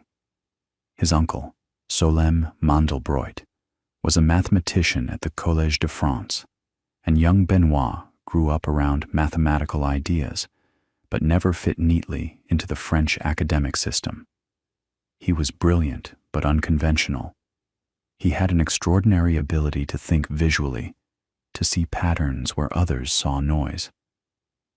After studying in Paris and Caltech, he ended up at IBM's research lab in Yorktown Heights, New York, in 1958, and he stayed there for 35 years. IBM gave him something academia might not have: freedom to wander between disciplines, to follow his curiosity wherever it led, and it led him everywhere. He studied cotton price fluctuations and found that the pattern of price changes looked the same whether you zoomed into a single day or zoomed out to a decade, self-similarity in financial data. He studied the distribution of errors in telephone transmission lines and found the same clustering at every time scale. He studied galaxy distributions and river flooding and turbulence, and everywhere he looked, he found the same signature. Patterns repeating across scales, structure nested within structure, complexity that didn't simplify when you looked closer. And in 1982, he published The Fractal Geometry of Nature, one of those rare books that genuinely changes how people see the world. But here's where it connects to our bigger story about infinity and computation. Fractals are defined by infinite processes, infinite iteration, infinite detail, infinite self-similarity. They're mathematical objects that live in the realm of the infinite. But to actually see them, to visualize them, to use them, you need computers. And computers are finite. So what happens is exactly what we've been talking about all along. You approximate. You don't iterate the Koch snowflake forever. You iterate it maybe 7 or 8 times, and that's enough to look perfectly snowflake-like on your screen. You don't compute the Mandelbrot set, Mandelbrot's most famous creation, that iconic bulbous shape with infinitely detailed boundaries, to infinite precision. You compute it to whatever resolution your screen can display, and you zoom in, and you compute more, and every time you zoom in, there's more structure waiting for you. The infinite object is there, mathematically, in all its glory. The computer just gives you windows into it, finite windows into an infinite landscape. And this is exactly how modern computer graphics work, by the way. When you see a realistic mountain range in a movie, or a coastline, or a forest, chances are it was generated using fractal algorithms. The software doesn't store every detail of every rock on every mountainside. That would require essentially infinite data. Instead, it stores a set of rules, simple rules about how to add detail at each scale, and it applies those rules iteratively, generating as much detail as needed for whatever the camera is looking at. Zoom in closer, generate more detail. It's finite computation, producing the illusion of infinite complexity. And it works because nature itself uses fractal-like patterns, so the computer-generated version looks convincingly real. This idea, simple rules generating infinite complexity, shows up in another place that I think is worth lingering on for a moment, because it connects to Turing's work in a way that might surprise you. In the 1940s, the mathematician John von Neumann started thinking about self-reproducing machines, automata that could build copies of themselves. And he showed that you could design a cellular automaton, basically a grid of cells, each following simple rules based on its neighbors, that could reproduce itself. The rules were simple and finite, but the behavior they generated could be arbitrarily complex. In the 1970s, John Conway, a mathematician at Cambridge, created a cellular automaton he called the game of life. Just a grid of squares, each either alive or dead, with 3 simple rules governing birth, death, and survival, based on how many neighbors each cell has. 3 rules. And from those 3 rules emerge gliders, oscillators, spaceships, self-replicating patterns, and, here's the kicker, the game of life is Turing complete, meaning it can compute anything a Turing machine can compute. Anything any computer can compute. 3 simple rules on an infinite grid, and you get the full power of universal computation. And that word, infinite, matters there. The game of life needs an infinite grid to be truly Turing complete. On a finite grid, it's just a finite state machine, limited in what it can do. The infinite grid is what gives it the room to grow without bound, to build arbitrarily large structures, to carry out computations that take arbitrarily many steps.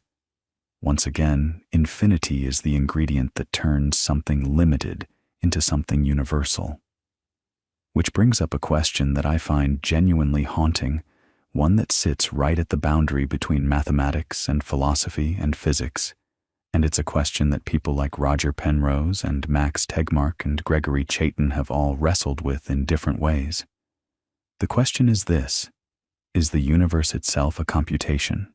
Is physical reality, at bottom, some kind of vast cellular automaton, some inconceivably complex computation running on rules we haven't fully decoded yet?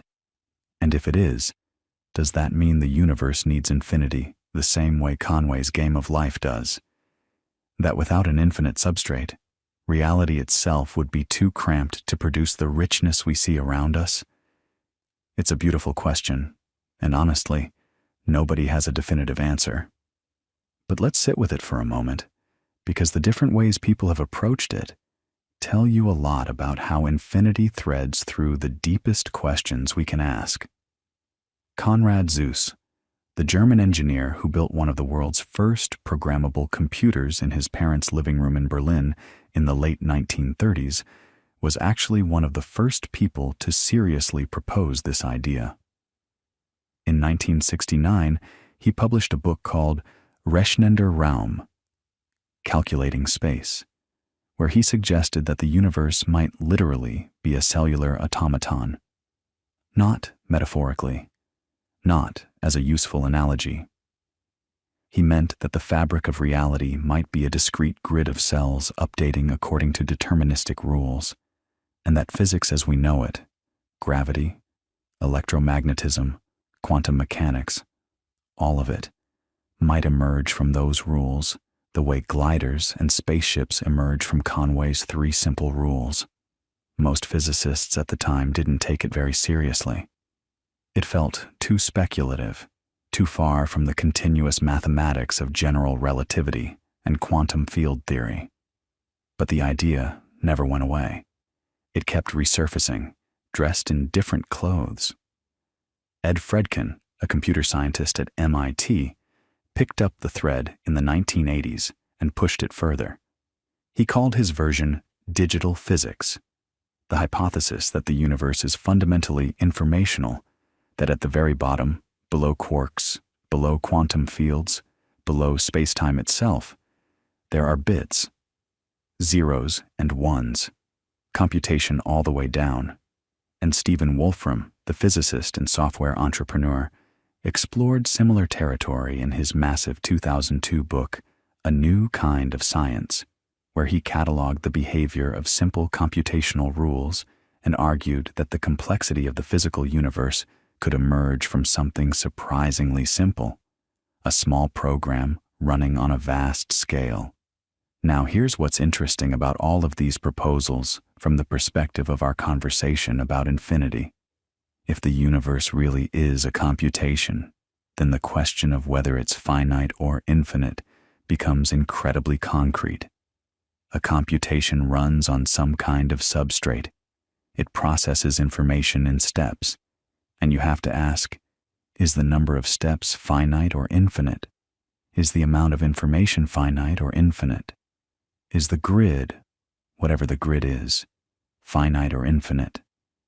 And this is where things get genuinely tricky, because our best physical theories seem to pull in both directions at once. On one hand, there are strong hints that the amount of information in any finite region of space is actually finite. This comes from black hole physics, from the work of Jacob Bekenstein and Stephen Hawking in the 1970s. Bekenstein showed that a black hole has an entropy, a measure of information content, that's proportional to the area of its event horizon, not its volume. And that entropy is finite. It's a specific number of bits. For a black hole with the mass of the Sun, it's something like 10 to the 77 bits. That's an enormous number, but it's finite. And this led to something called the holographic principle, developed by Gerard 't Hooft and Leonard Susskind in the 1990s, which suggests that the maximum amount of information that can be contained in any region of space is finite and proportional to the surface area of the boundary of that region, not the volume, the surface area, which is strange and beautiful and suggests that in some deep sense the universe is not infinitely information dense. There's a cap, a ceiling, a maximum number of bits per unit area. So if you take the holographic principle seriously, then any finite chunk of the universe contains only a finite amount of information. And if it contains only finite information, then in principle, a sufficiently powerful finite computer could simulate it. You wouldn't need infinity at all. The universe, or at least any bounded piece of it, would be a finite computation. But here's the thing. That's any finite region. What about the whole universe? If the universe is spatially infinite, and remember, our best measurements of the cosmic microwave background suggest it might be flat, which is consistent with being infinite, then the total information content could be infinite, even though every finite piece of it is finite. Sound familiar? It's the same structure we've been seeing over and over again. Each piece is finite, but the whole is infinite. Like the natural numbers, like the points on a line, like the levels of Cantor's hierarchy. Infinity sneaking in through the door of, and then keep going. So even in the most computational picture of reality, infinity might still be essential, not in any local region, but in the totality of what exists. The universe might be a computation that never halts, an infinite computation on an infinite grid, producing infinite complexity. And if that's the case, then the universe really is like Conway's game of life. Finite rules, but an infinite arena for those rules to play out in. Now, not everyone buys this computational picture.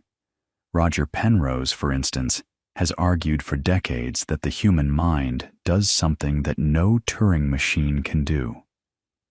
He thinks consciousness involves non-computable processes, things that are genuinely beyond the reach of any algorithm, no matter how powerful. His argument draws on Gödel's incompleteness theorems, the ones we talked about earlier, and it's controversial. Most computer scientists and many physicists disagree with him, but Penrose is a serious thinker, a Nobel laureate, and his objection points to something important. We don't actually know whether the universe is computable. We don't know whether reality can be captured by any algorithm, any set of rules, any finite description. It might be that the universe is not just infinite in extent, but infinite in a deeper sense, that it contains truths that no finite procedure could ever enumerate. And that connects back to something Gregory Chaitin has explored. Chaitin, who we haven't really talked about yet, is an Argentine-American mathematician who independently discovered some of the same ideas as Turing and Gödel, but from a different angle. In the 1960s and 70s, he developed what's called algorithmic information theory, which is basically a way of measuring the complexity of a piece of information by asking, what's the shortest computer program that could generate it? If a string of digits has a short program that produces it, it's simple. It has low algorithmic complexity.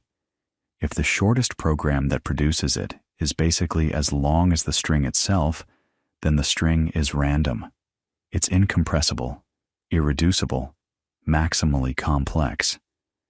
And here's where it gets wild. Chaitin defined a specific number, now called Chaitin's constant, usually written as the Greek letter omega. Omega is a real number between 0 and 1, and it represents the probability that a randomly chosen program will eventually halt. Remember the halting problem?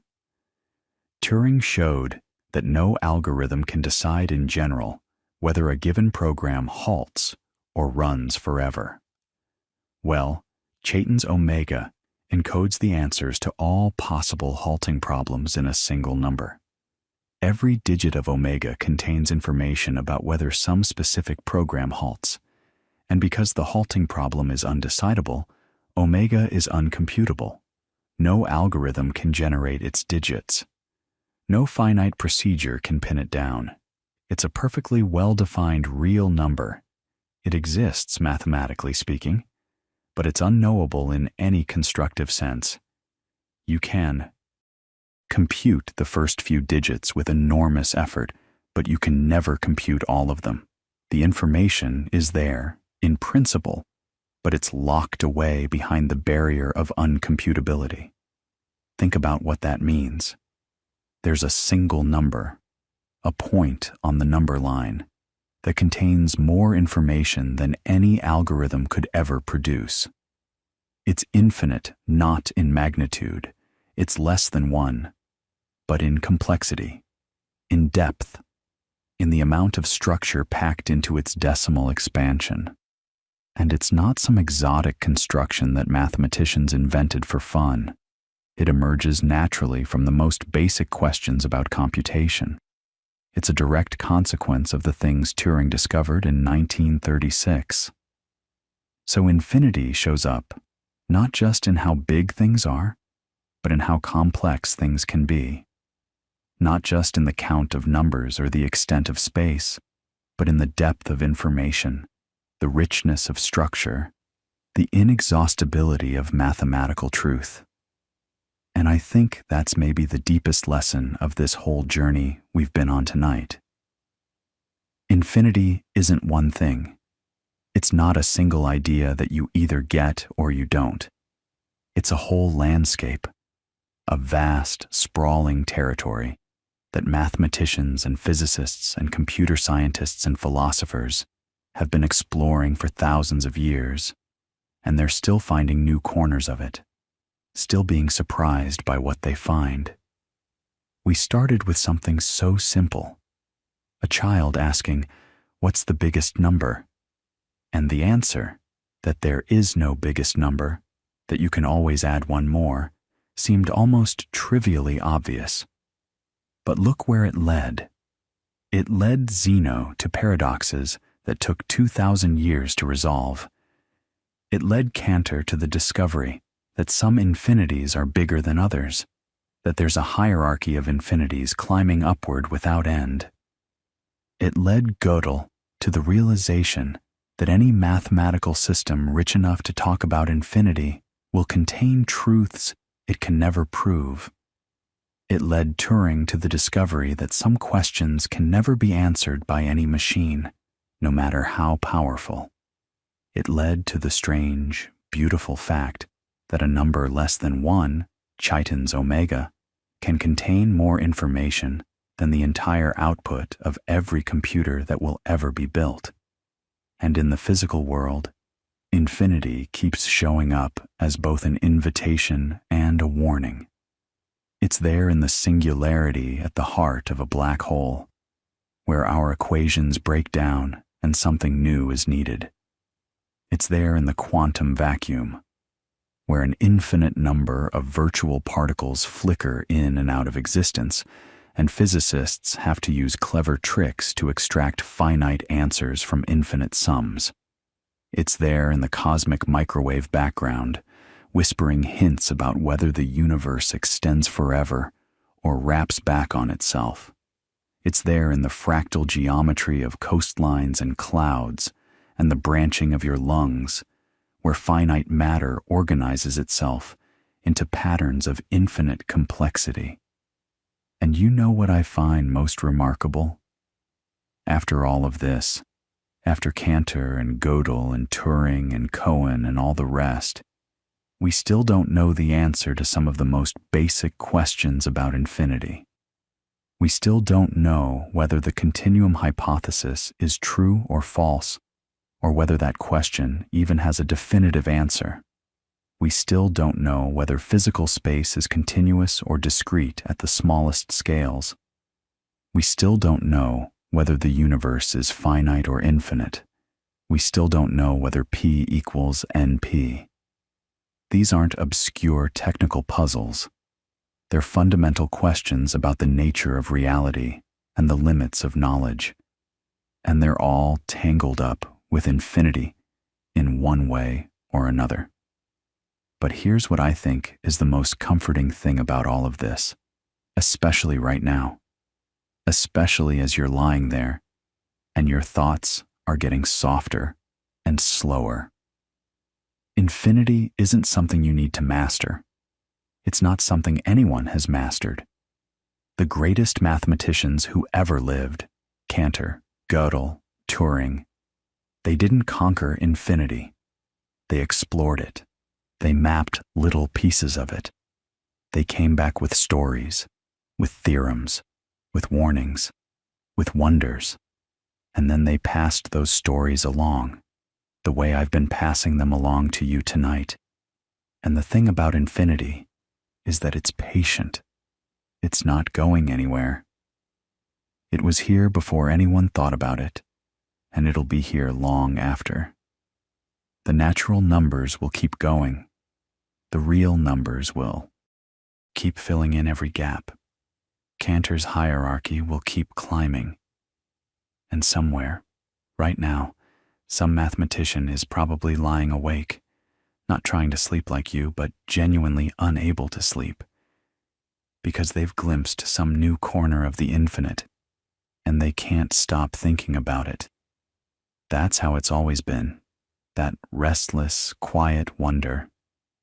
But you don't need to be restless right now. You can let all of these ideas settle, like snow falling slowly through still air. The paradoxes, the hierarchies, the uncomputabilities, the fractals, they'll all be there tomorrow, unchanged, waiting. Infinity, after all, is very good at waiting. It has nothing but time. An infinite amount of it, you might say. So let your breathing slow. Let the numbers blur. Let Cantor's diagonal fade into a gentle pattern, like wallpaper in a room you're leaving. And let the last thought be something simple and true. That the universe, whether it's finite or infinite, whether it's a computation or something stranger, contains more beauty than any one mind could ever hold. And that's not a limitation. That's a gift. There will always be more to discover. Always one more question. Always one more number. And for now, that's enough. That's more than enough. Let it carry you off to sleep.